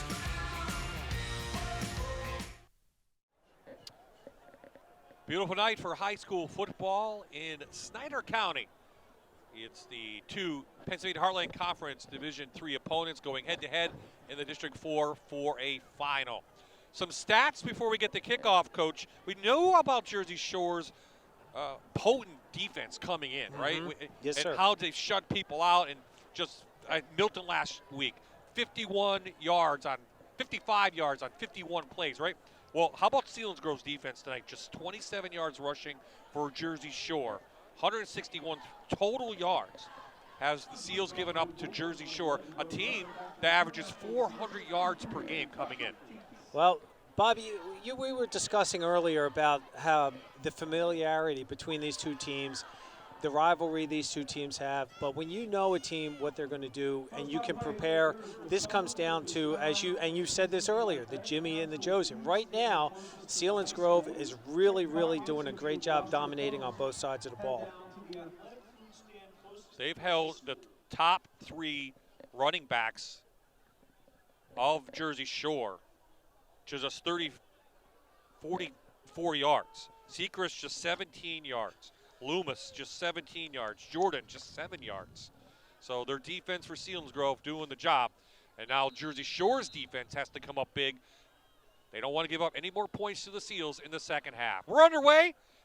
Car Vision Nissan kickoff by her. Taken by Teets, and he breaks out into the open. Sechrist chasing him down. Sechrist grabs him, but a huge return for Tucker Teets inside Bulldog territory. That was an interesting kickoff return that the Seals ran on that. They had 8 guys within 6 yards of the 50-yard line. I mean, it was just interesting, and it was a great job. He just was able to hit that. Each of the guys executed their blocks. Teets that first half, 17 carries, 96 yards. He needs 4 more yards to hit the 100-yard mark for the 10th time this season. Good job in Jersey Shore, stands him right up. 1-yard gain. We're going to give it 1. You'll see right in here, they're just going, there's still a power eye, and they're just going to go with the power behind big number 7'5", Melhorn, the 307-pounder, and Caden Walker, 6 foot, 225-pound junior in there. Power eye, they played that movement. Well, the fullbacks leaned a little bit, moved. Nate Williams. Part of the snap. False start. Offense, number 5. 5-yard penalty. Second down. Our referee tonight, Nate Williams. District 4 officials here. Well, right now I'm looking at the secondary for the Jersey Shore Bulldogs. They are bracketing right now Bastion. They're playing. They're going to play like a press man up front. He's walked off right now, but then he has help now from number 1, the safety back there, which is going to try to take away, neutralize, you know, how effective Bastion's been. Yeah, Bastion 118 yards on 4 catches. Back to Tucker Teets. He's hit by Sechrist. Driven back, finally taken down late. Well after the whistle, no flag down. Well, we talked about Tyler Sechrist in pregame, that he's our spotlight player. You saw he takes on the fullback with wrong arm technique is what they call that, with the inside arm, and he runs it up inside, puts pressure on, and he drops him down for a loss. 7-yard loss for Teets. So now passing down now looks like for the Seals. Almost forced into it. They will. Here comes the blitz. They set up a screen. Middle screen wide open. It's Bastion, still on his feet. Has a first down and more. Inside Bulldog territory, all the way down to the 20-yard line. The perfect play called at the right time. Boy, that figure law first down for the Seals. Great call. Way to dial it up. You knew pressure was coming. They adjusted their secondary. They started bringing everybody up within 6 yards. Great job. Look at Gavin Bastion. He just was like, he's a man possessed tonight. They're inside the Kelly Mahinder red zone just like that. Back to the ground game. They give it to Miller, and he's carrying Bulldogs up to the 15. Now they're going to pound you inside. They're going to throw outside. They're going to try to run outside. Right now, the Seals, this is what Coach Hicks wants to do. He just wants to be able to grind it out and keep the ball away from Jersey Shore. 160 yards receiving so far for Bastion. They give it up through from Miller again. Flag comes in. How about Bastion against Hollidaysburg this year? 7 catches, 199 yards. So he's 160 right now. And this is going to go against Selinsgrove. Holding, offense number 55. 10-yard penalty, second down. Tegan Minier is the guilty party on that. He's the 5'7", 210-pound junior guard. 10th meeting between these two teams in 11 seasons in the finals. 5 straight won by Jersey Shore. Selinsgrove trying to break that trend. Right now they have a 2nd and 15. Another flag. Selinsgrove moved again. Or nope. No, you saw movement? Yeah, the umpire called it. Prior to the snap, false start. Offense, number 55, 5-yard penalty, second down. Benny Thompson, the umpire, saw that right in the middle. That's the center again. No, he's the right guard. Right they called guard. it 55. Yeah. Yes. 2 plays in a row. Settle down. You know, I mean. Well, this helps the Bulldogs. Just yes, exactly what they want. They need at this point. Pastore back. Blitz comes in. Did Bastion catch it? Wow. I think it is. It's a caught. It's going to be up to about the last scrimmage. So 9-yard gain. Ashton Sweely does a great job with the coverage. He's covering him like a glove on that, and Bastion pulled that ball in. Jersey Shore came in with 26 interceptions on the year for a season. Pastore back on 3rd and long. Going to go to the end zone. And it overthrew Bastion out there. Good coverage, as you mentioned, by Sweely. So 4th down. Now, they're going to send out the kicker. They do. Now, Carter Young has a strong leg. So you'll see right in here, nice job. They pick up. They were putting a lot of pressure all night. They've been blitzing it from the A gap, B gap, C gaps. They're just bringing it, trying to make Pastore throw that ball quickly, and hopefully they get a pick. Well within the distance for Carter Young. 39-yard field goal. Kick is up. It is long enough. Is it true? And it is. 39-yard field goal from number 33. Add 3 more for Selinsgrove. It makes the score 30-7. Great job. Look at that. Nice job. Good ball placement. I like how the center snapped the ball perfectly. The holder gets it down in time, laces towards the goal post. Hey, points in the first 4 of the last 4 of any half are huge. James Franklin talks about that again. They get 10 for Selinsgrove. That's a huge gap now Jersey Shore has to make up. It's getting to the point where you're really, that uphill battle is getting more uphill. It's getting steeper as we talk. Now, Jersey Shore just has to come out. The way that they started to move the ball at times is what they need to do right now, which is, as Coach Gravish said, Bulldog football for 48 minutes. If you're just joining us, the 4 on the right side of your screen is for Max Engel, the player that passed away after the game here September 8th for Jersey Shore. Our condolences to him and his family and to the Jersey Shore community. We honor Max Engel by putting the 4 on the screen all night long.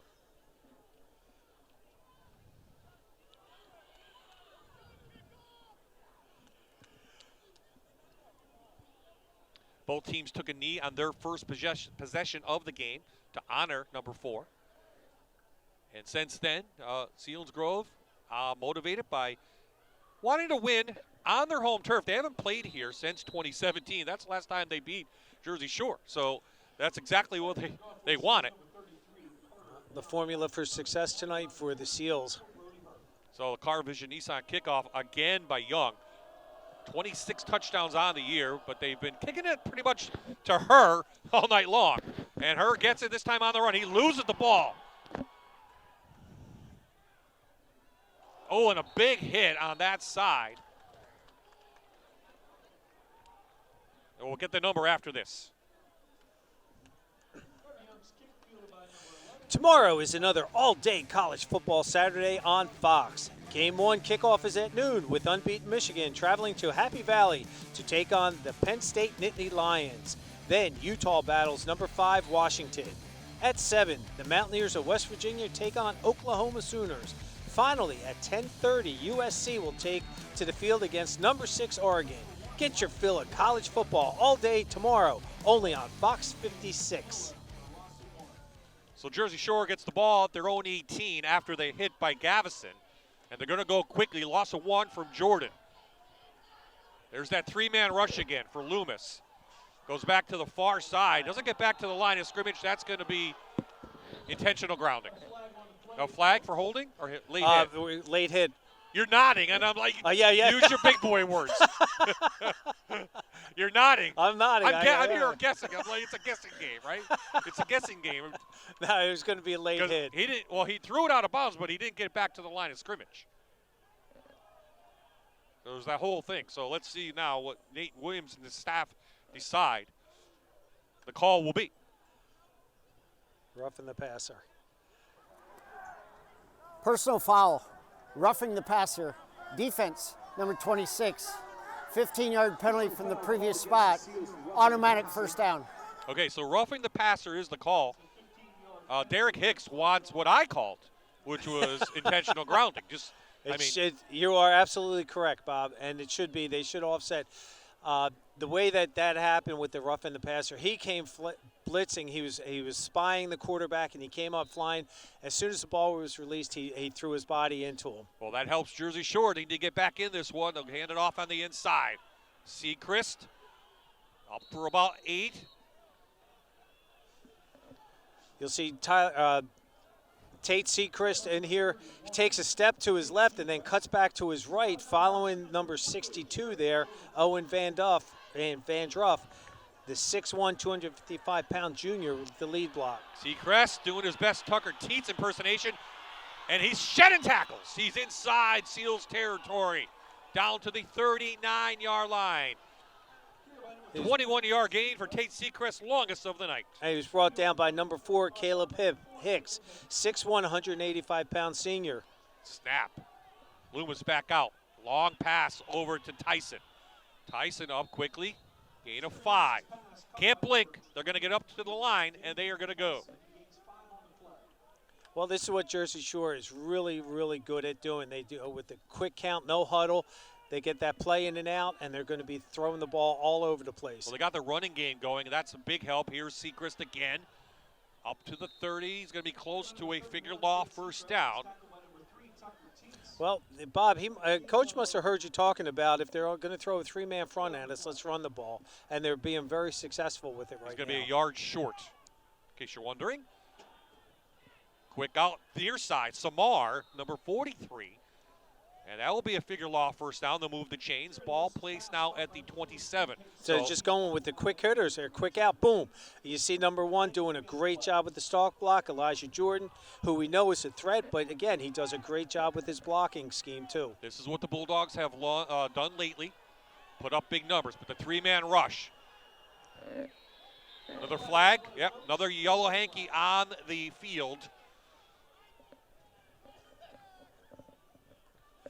I believe it's going to be a hold because it's right at the line of scrimmage.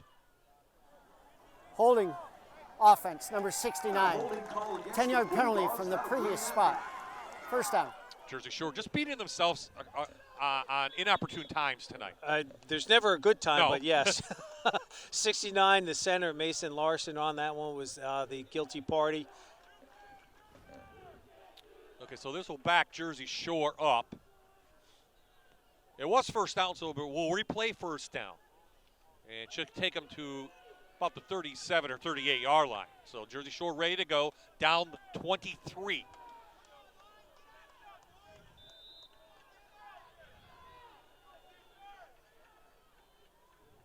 Lewis gonna roll, gonna go long. Has a receiver, Samar pulls it in, and they say he's gonna be short by a yard. It's a completed pass, 36-yard reception, first and goal for Jersey Shore. They're gonna come up quickly.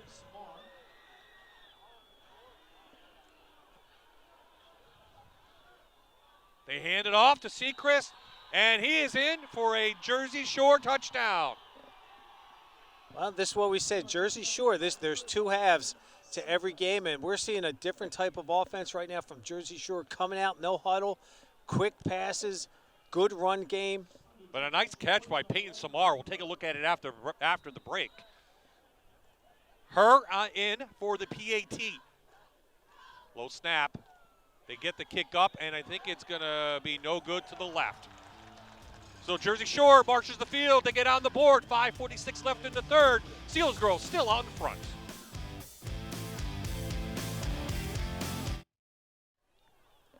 So Jersey Shore goes 8 plays, 82 yards. The PAT is no good.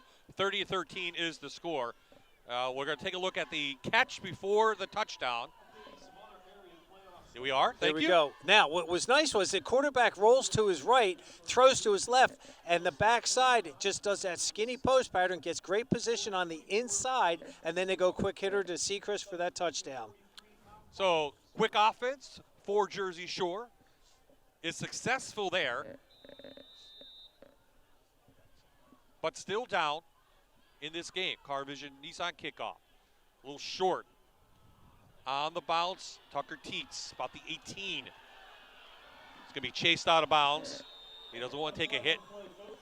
Probably wise. And Selinsgrove will have the ball at the 23, so up to the Bulldog defense now to hold the Seals. And we have another flag. Well, the officials are getting a good workout tonight, that's for sure. Nate Williams getting more airtime than me.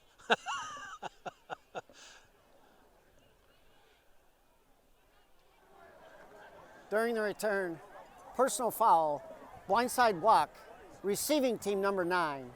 The penalty will be half the distance to the goal from the end of the run. First down. So you saw a great lineup of college football tomorrow, starting with Penn State at noon. I'll be at Beaver Stadium tomorrow. You can check out my report on the game during the Fox 56 News First at 10, which will be on the CW network tomorrow night, and we'll recap it on Monday on Fox. Okay, back to this game. So a chance now for the Bulldog defense. Ball back at the 13. Big hole, Tucker Teets. Can anybody catch him? No way, Jose. Touchdown, Selinsgrove. No flags. 87 yards.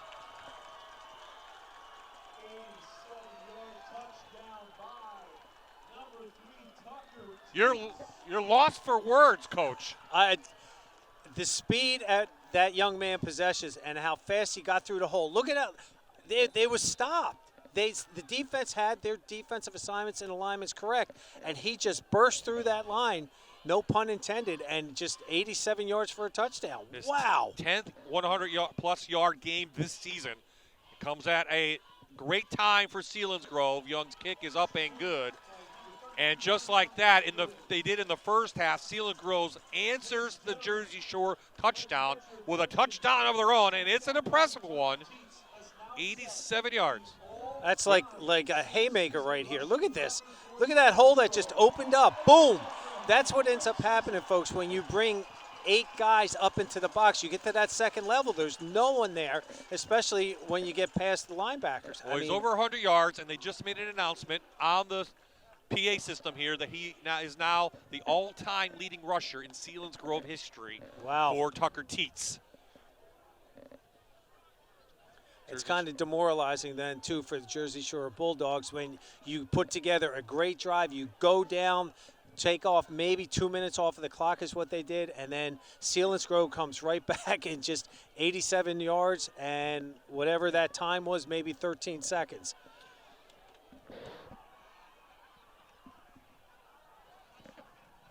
This season, Jersey Shore's defense, their highest output given up this year was against Montoursville on the ground, 189 yards. Well, Selinsgrove has topped that. Well, Tucker here tonight. Tucker, on his I own. believe, has that on his own. 35-7 was the score last year. Selinsgrove losing at Jersey Shore. And right now, it's been all Seals in this one. Every time Jersey Shore tries to make a run, Selinsgrove is right there. Stands are shaking now. Crowd. We have the student section right below us. Yes, we do. By the way, and it is shaking. They're a lot to be happy about right now, but there's still a lot of time to go in this game. There is, and Jersey Shore can get a quick touchdown. But it's a 24-point lead for the Seals. From the 13, excuse me. It's Sechrist. Tate Sechrist still on his feet. Inside Seals territory. Carrying Seals up to the 44. Great return for the Bulldogs. He was swatting those Seals away. Here we go, watch. He gets that ball, good ball security in here. Now watch what he does with his left arm in here. Get off me, swat, swat. Another, I mean, he just was having no part of it. Option. Loomis keeps it. Goes down. No flag down, about a 5-yard gain. Yeah, they're back to their hurry-up offense. I mean, Loomis can run the ball, but I don't think they want him to be the main carrier. Loomis out to Samar. Samar forward, some yak yards, has a figure law first down.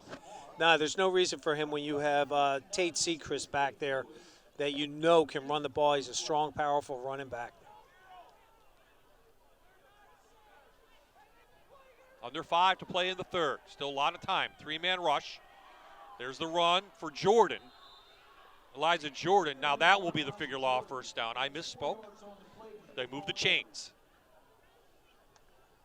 So Jersey Shore's not going to give up. No, absolutely not. And they're going to keep going. They're going to run this high-power, quick hitting offense like they're doing right now.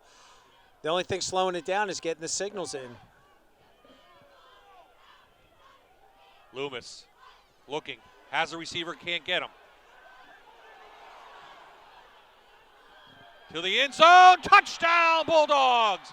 Loomis found a receiver. And just like that, and boom. You are correct.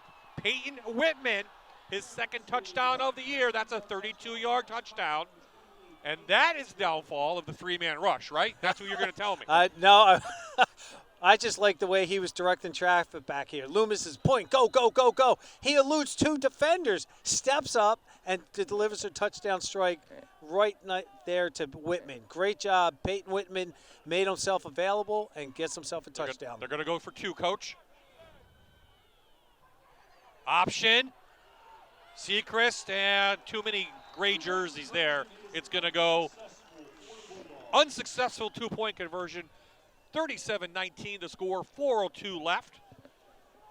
We've had 2 touchdowns in less than a minute. Yes, we have.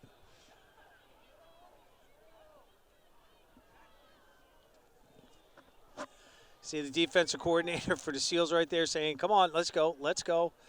That is Wyatt Teets, number 11. We didn't know if he was going to play, but he has been in there. Just a sophomore now.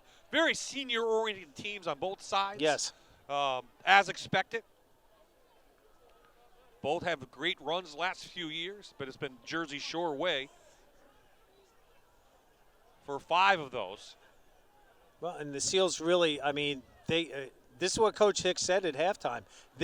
They're a good team. They're not out, and they come back and they do this kind of stuff. I mean, that's just heads-up football right there. Should say the winner of this game does get Allentown Central Catholic or Bethlehem Catholic, the District 11 champ, next week, somewhere in District 11. Probably at Bernie Crum. I would imagine. Somewhere down there. Right now, it's looking like Selinsgrove, but hey, Jersey Shore fans, believe me, you're not out of it. You are not out of it.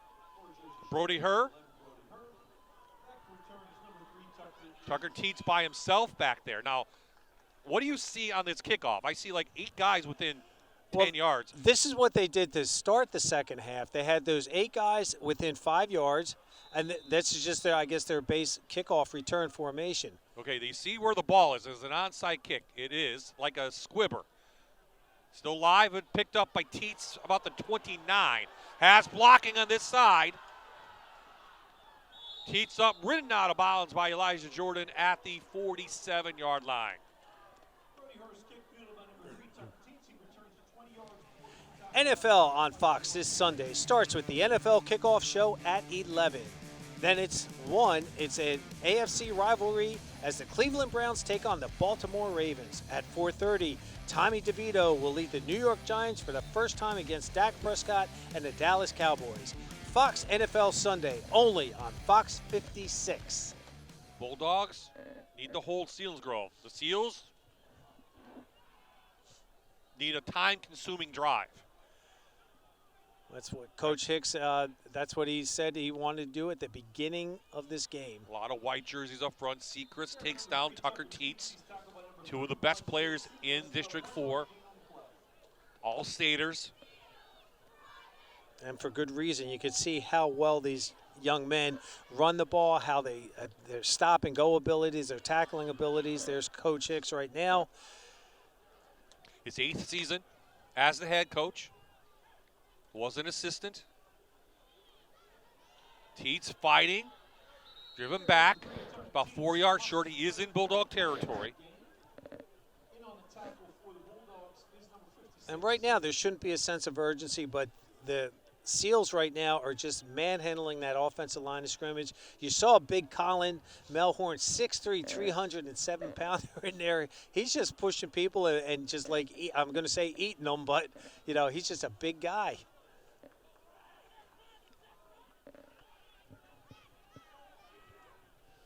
Much as the clock going to be used by the Seals. Pastore back. Quick one, but I think it was blocked at the line of scrimmage. Lucky that wasn't picked off. Goes incomplete. 4th down now, and the Bulldogs defense does their job. They do a nice job in there. Let's see who gets a hand on it. I think Tucker? Is that 23 or 30? No, I think it was Tucker Teets. It was either 31. It's tough to see. Right. Okay, so Carter Young is also the punter. He has 9 punts inside the 20 this year. Good snap. High hanging kick. Taken, no fair catch. Up to the 20. Number 9. Sweely takes that, and now Tom Gravish's team needs something quick, which they are used to doing. 24-point lead.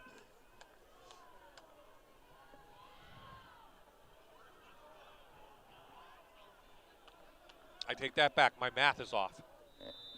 What? How's your math off, Bob? Out to Tyson. Tyson for 3 yards.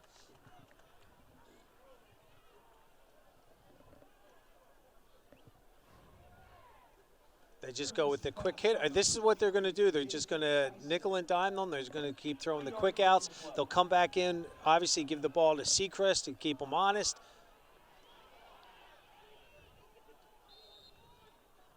And that's going to allow Tate Sechrist to be able to pick and choose where he wants to run if they maintain that 3-man front for them. Under 2 minutes, it's an 18-point lead. I told you my math was off. Sechrist, hole, get taken from behind. He has a figure law first down, though. Under 2 minutes to play here in the third. Well, they went to their 4-man front, Bob, and they're getting a little bit of pressure. That was the defensive tackle that came in there. Number 5 just comes flying in. They did a nice job getting him up there late. And again, real quick hitting ball to the outside. Logan Dressler's number 5, coach for Selinsgrove. Thank you. No problem.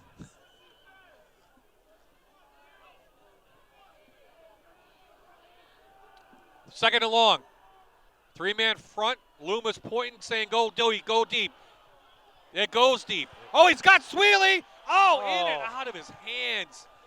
He had 3 steps on the closest defender, and he comes up with a cramp. But boy, nice pass by Loomis. He had him. And he's directing it. Look at this. He's out there. He's rolling to his right. What I was just kind of wondering about was the receivers, 2 receivers on the left-hand side just stopped. They didn't even go. The offensive line moved to the right. Quarterback moved to the right. The receivers down here towards the Selinsgrove sideline did not follow the quarterback. So 3rd and long. Oh, that's going to give Jersey Shore 5, I believe. Selinsgrove moved. That will help the cause. Yep, number 75 gets caught.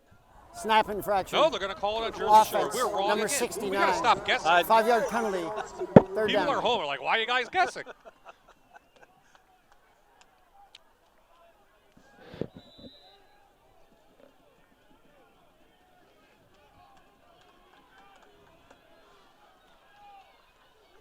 Three-man rush. Loomis connecting. Trying to go downfield. Incomplete. Almost caught by Whitman, it looks like. If there was a little more air under the ball, he would have caught it in stride. Again, they're just giving him that time to throw those balls, and the receivers are coming open for a split second, but the way the defense is being played, they're funneling everything, and they're then flowing to the ball very quickly. Ryan Gavison on the coverage for Selinsgrove. So Brody Herr back in the punt. Teets back to receive. Low kick to the right. Everyone gets out of the way, unreturnable. I take that back. Teets picks it up at the 35, and he brings it up about 4 yards. I probably wouldn't have had a guy pick it up, but okay. Coaches, we'd be saying, get away, but Teets just wants to make sure it didn't go any deeper, and he was just trying to make something happen. 55 seconds left in the quarter. Feels like this quarter's gone. It's been a long one, huh? But there's been some scoring going on, too, quickly. So Jersey Shore unable to take advantage of the defensive stop. Again, now this defense trying to hold its lead to 18.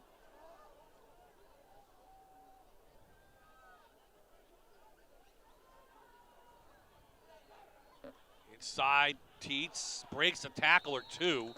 Falls forward past the 45.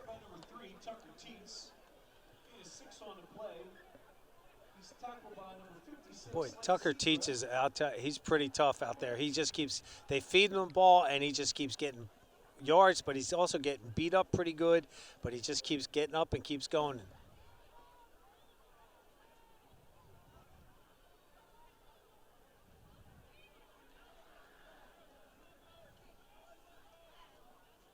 Inside, handoff, Miller over the 50 and picks up a figure law first down. Well, right here, Miller just follows number 55, his right guard, Tegan Miniere, in there for that key first down. And that will do it. Both teams have exchanged scores, and Selinsgrove still leads Jersey Shore 37-19. Quarter number 4 coming up. It's a cold night out here on the field, but not for the Selinsgrove cheerleaders, who have been keeping the crowd pumped. So tell me, how has the season been?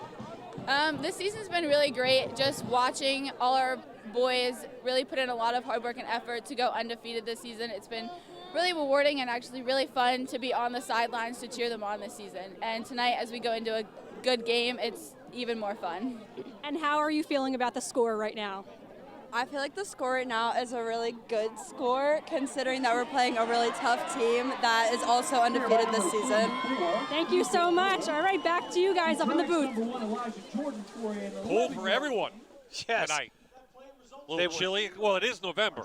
Well, they went with that toss give right there. That same play they did in the first half. They faked the toss right now out to Tucker, and then they just hand it right back into number 44, Ethan Miller, who got another figure law first down. Yeah, we have some finals coming in. We'll give you a couple right now. Southern Columbia wins another semifinal. They beat Mount Carmel 43-0. That's a final. Ouch. They'll await the Troy Line Mountain winner. Tucker Teets to the outside, shedding tackles, knocked out of bounds inside the 20. It's a figure law first down. Another good rush for Tucker Teets.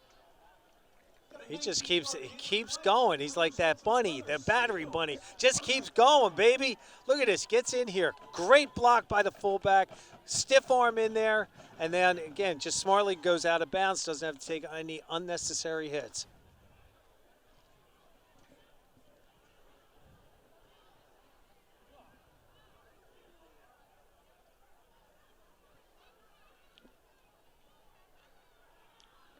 Nice tackle on the inside. 43 drops him. That was Peyton Samar who dropped him there. It just comes right in from his linebacker position. We're seeing how Jersey Shore at the last minute, they're going to take one of their linebackers, drop him down into one of the A gaps to take away another spot, that just so Tucker can't run up inside there. Troy beat Lyon Mountain tonight 44-0, so it'll be Southern at Troy next week for the District 4 AAA Championship, a rematch of last year. Right here's the District 4 4A final. Tucker Teets having himself a night. Add a few more. He's up inside the Kelly Mahindra red zone. Another figure law first down at the 11. Here we go. Watch this. They just run that ISO, and instead of following the fullback, he cut back to the open gap, and he gets another figure law first down. They're taking their time getting the plays in, chew up as much of the play clock as they can.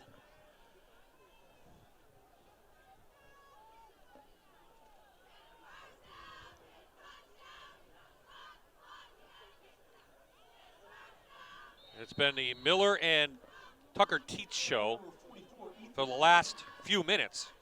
Yeah, right. One or the other getting the ball, but I think the credit should all go to the offensive line. That offensive line's doing a nice job picking up a crazy, funky-looking defensive line that and the fronts and stunts that Jersey Shore has been throwing at them. And again, the running backs are doing a nice job picking it up also. They're all checking their wristbands to make sure they're all on the same page with the play call coming in from the sideline.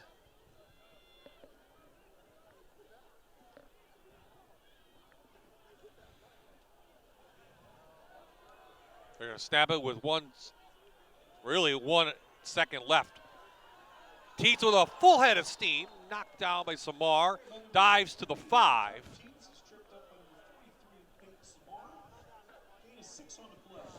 Six more for Tucker. They just go with the outside toss. I would call that, we end up calling that a 47 toss, and he cuts it back inside following his fullback.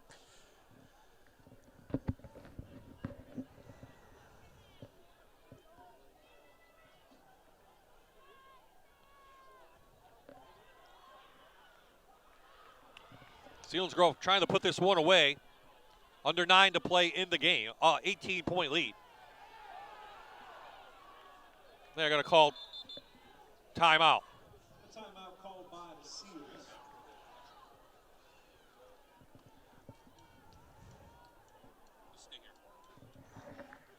So a nice drive being put together. Just some time off the clock. Trying to add up my Tucker Teets runs tonight, Coach. You might be here for a while. I might be. He keeps running that ball. I do. I do. Congratulations, Delaware Valley. They will win the District 2 5A title, 42-8 the score. And that was in the third, but I believe that's gone final. Of course, Delaware Valley came down here and lost. Yes. That was one of the first 3 games they lost. One was the Selinsgrove, and then they went on they're on a 10-game winning streak right now, I think. They've done a tremendous job, Coach Olsemer, with the Warriors up there from Del Val. You know, and we talk about the Delaware Valley team a lot because they opened up with 3 tough opponents. They were 0-3, and people were like, well, they're not any good this year. Well, no, they're very good. They just, again, played the best talent they could find, and there's not a lot of 5A schools up in District 2. Loyalstock will meet Danville. That'll be for the District 4 3A Championship next week at Danville. Rematch of last year. That was cold last year, Coach. You were on a cruise. Not this year. And I was freezing. Pastore to the end zone. Touchdown. Andrew Sassaman, the senior, hauls it in. It's a 5-yard strike, and it's another touchdown for Pastore. Again, there's that play action. They went with the waggle, bootleg, I should say, excuse me, and no one covered him. It was wide open.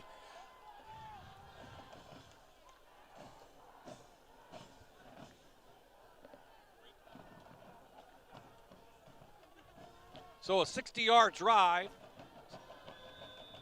Carter Young's kick is up and good. 8:30 left in this one. Selinsgrove on their way. Possibly a first district title since 2017.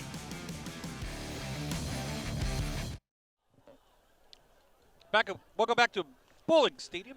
We are in Selinsgrove, Snyder County, District 4 4A Championship.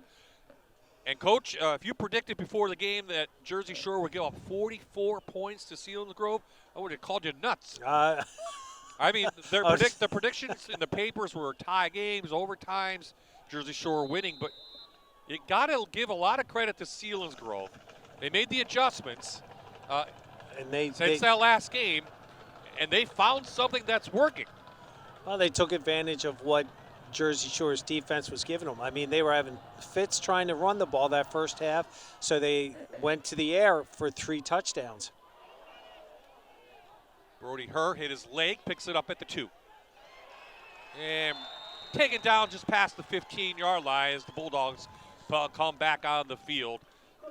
A night to remember, number 4, Max Engel. But it doesn't look like it's going to go Jersey Shore's way, unfortunately. I know that they really wanted to win for their fallen comrade and friend. I mean, the emotion that gets attached to that, and they've played inspired all season for Max Engel. But, I mean, the Selinsgrove, they came out here with one purpose in mind, and that was try to win the district championship. And give credit to that defense holding a team averaging 51 points per game, just 19 right now.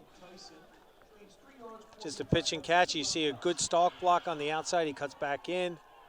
Loomis throws it out of bounds. So it brings up 3rd down now. Call it about 6.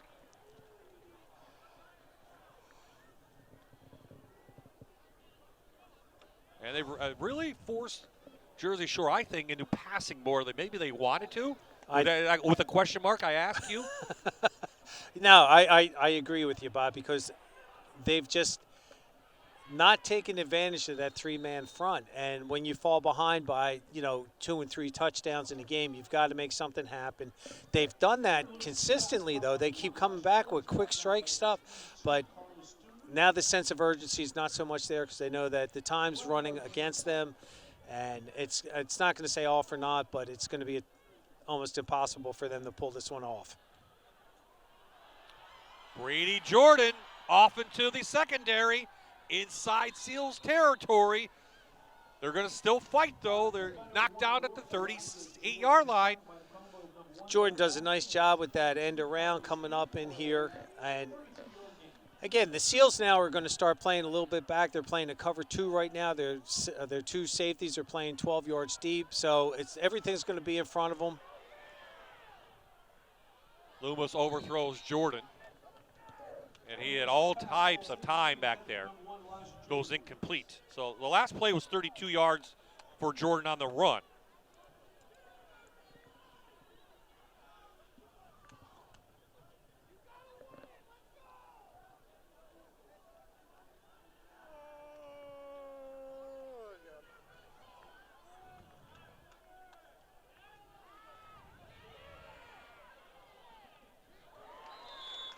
Incomplete. Swine hits Sweely. Saw Jersey Shore's coach Tom Gravish. He was a Williamsport coach, remember, Belfont, and then really has turned this program around. And when he took over in 2012.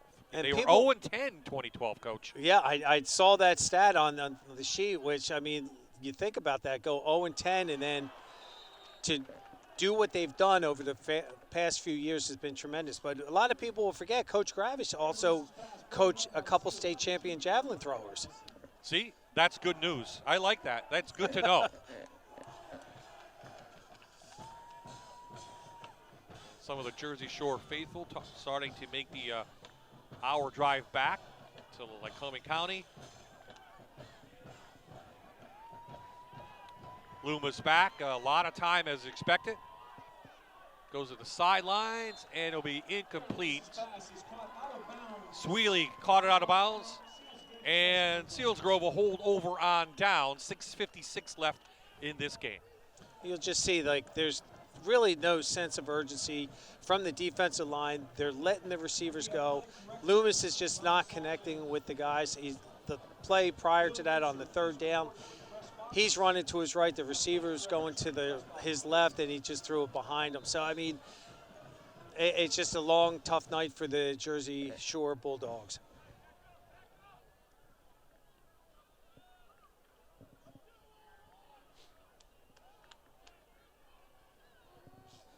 Now, if you're Selinsgrove, you don't want anybody hurt.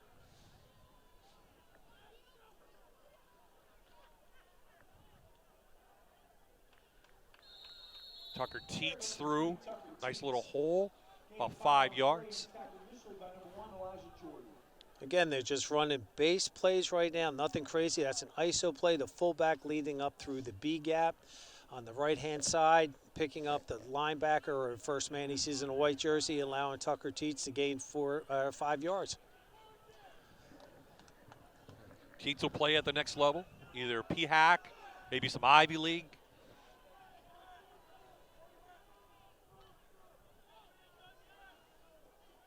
Tate Seacrest, I'm sure, number 31 for Jersey Shore, will be playing at the next level. Nice job by the defensive line of Jersey Shore. Aiden Lewis, number 56. That was Slate Seacrest in there on that stop with the initial hit. And helping out was Caden Walker, Brody Herr. So Herr, Walker, Seacrest, all juniors. Both Seacrest a sophomore. Snyder a junior. Elijah Jordan junior. So they'll have a good nucleus back, Will Jersey Shore, so don't count them out for next year. Oh, absolutely not. One thing that Coach Gravis and his staff have done over the years is that's just it. You can't count them out because they are so well coached, and that community is so hungry. Tucker Teets inside Bulldog territory, over 200 yards rushing now. 15 more for him. There he goes. Just you see number 44, fullback. That's just off tackle ISO, and there was no one there for him. So Tucker just said thank you, and he gained that first down.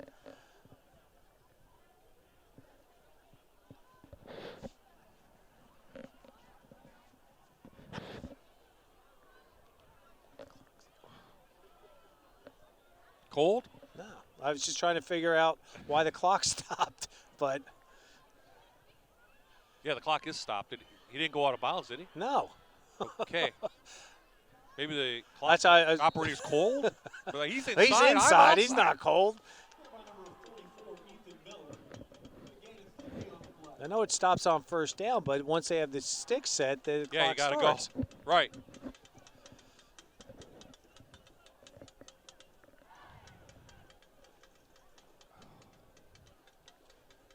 Coach Hicks might be starting to breathe a little bit easier right now, I think. You hope. His offensive coordinator right there, I think was asking, do you want to start subbing people? Teets a hole, through it. Jordan takes him down, but another 17-yard gain for Tucker Teets. Well, right now, I think Tucker Teets is probably the only guy that's not cold out here. Look how hot this kid is running tonight. Boom. Someone hits him in the foot, and he still stumbles forward for another 7 yards.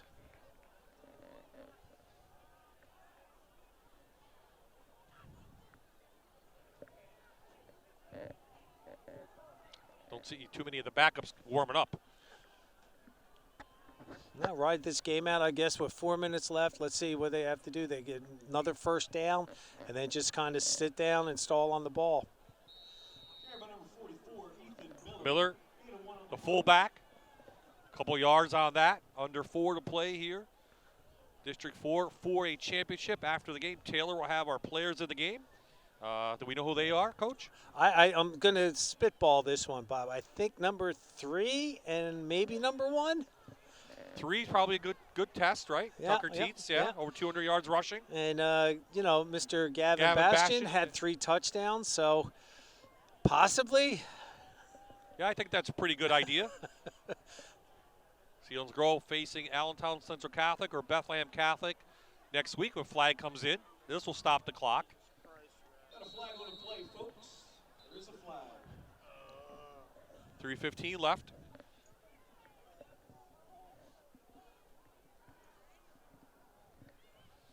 So this will be the final home game for Selinsgrove this year. Illegal formation, offense, more than 4 players in the backfield. 5-yard penalty from the previous spot. Second down.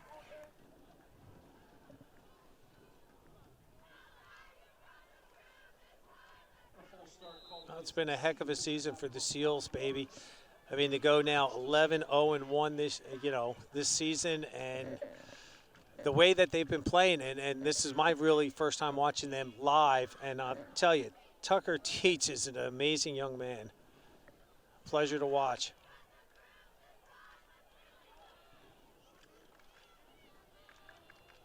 Tripped up for the line of scrimmage by Walker.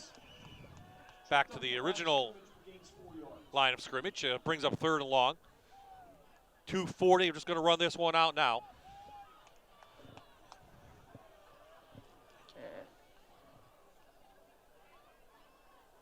This is going to be a hard one to take for the Jersey Shore faithful. But really, the way they came back, went back on the field 3 days after the loss of Max Engel. I'm not sure many teams could do that, to be honest. Bob, we've discussed this off the air when that occurred, and I told you at that point, I don't think I could have done it personally, but I understand what they were trying to do for the community, the team, what it meant to them. So my hat's off to them, and they played their guts out all season long. And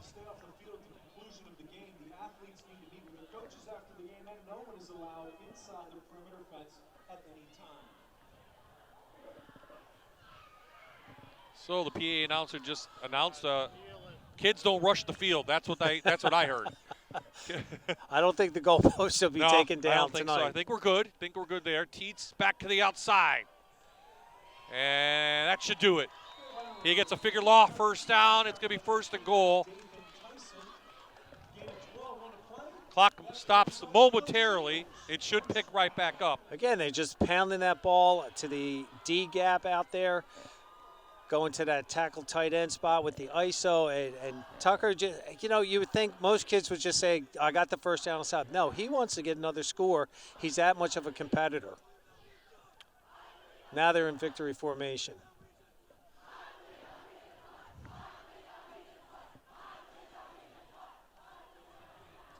So we expected a good game, and we had a good game. We had a very good game. Number 1 versus number 2. For our Friday Night Rivals Top 10 Countdown, you could see the new list coming up Tuesday night on the Fox 56 News First at 10. There will be some changes. Not many, though. Not many. A lot of the teams won in our top 10 tonight and are moving on to finals next week. We will be in District 2 again. Okay. Our friendly home of Dallas. So Coach tell Bonnie Manello. Manello to get the hot chocolate ready. As long as we wear our big boy pants, we'll be good to go, Bob. I think we will not be outside unless they're mad at us, but I think we're good. So Valley View versus Dallas, 4A Championship. District 2 should be a good one. It was a good one here. All Selinsgrove. They take down the 5-time District 4 champions, Jersey Shore. The final score will be 44-19.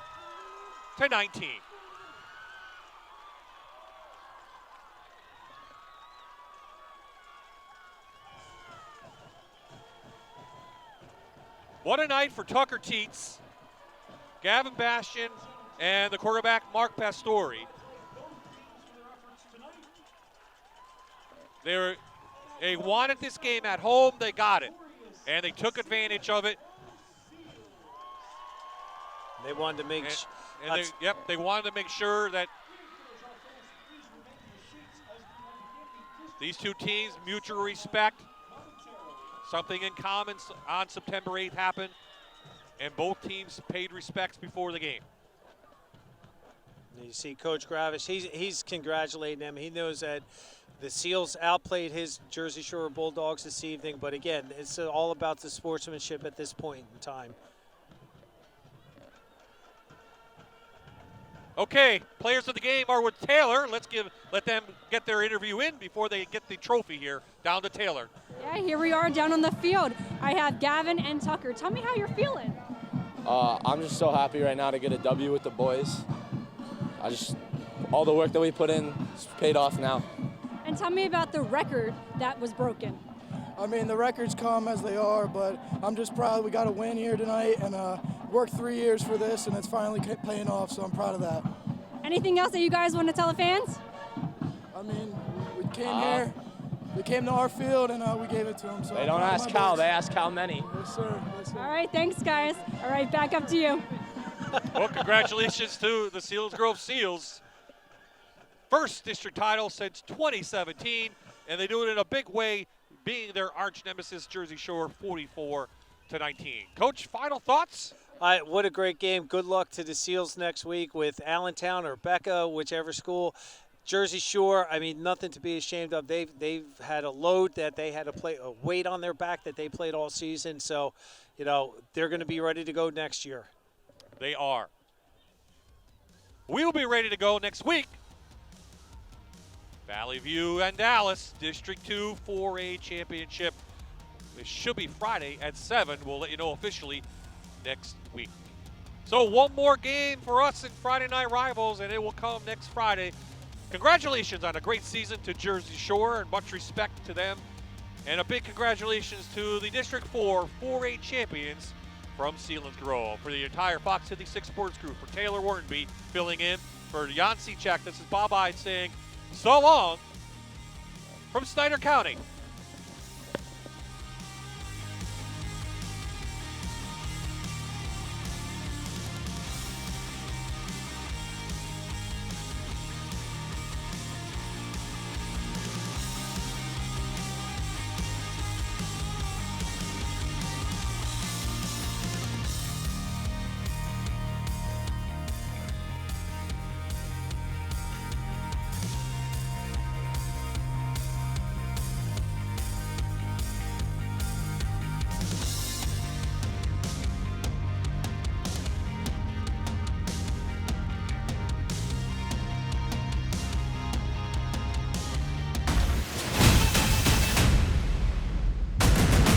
You're watching Blaze Alexander Family Dealerships Friday Night Rivals, sponsored by USA Metal Roofs on MyTV WQMY.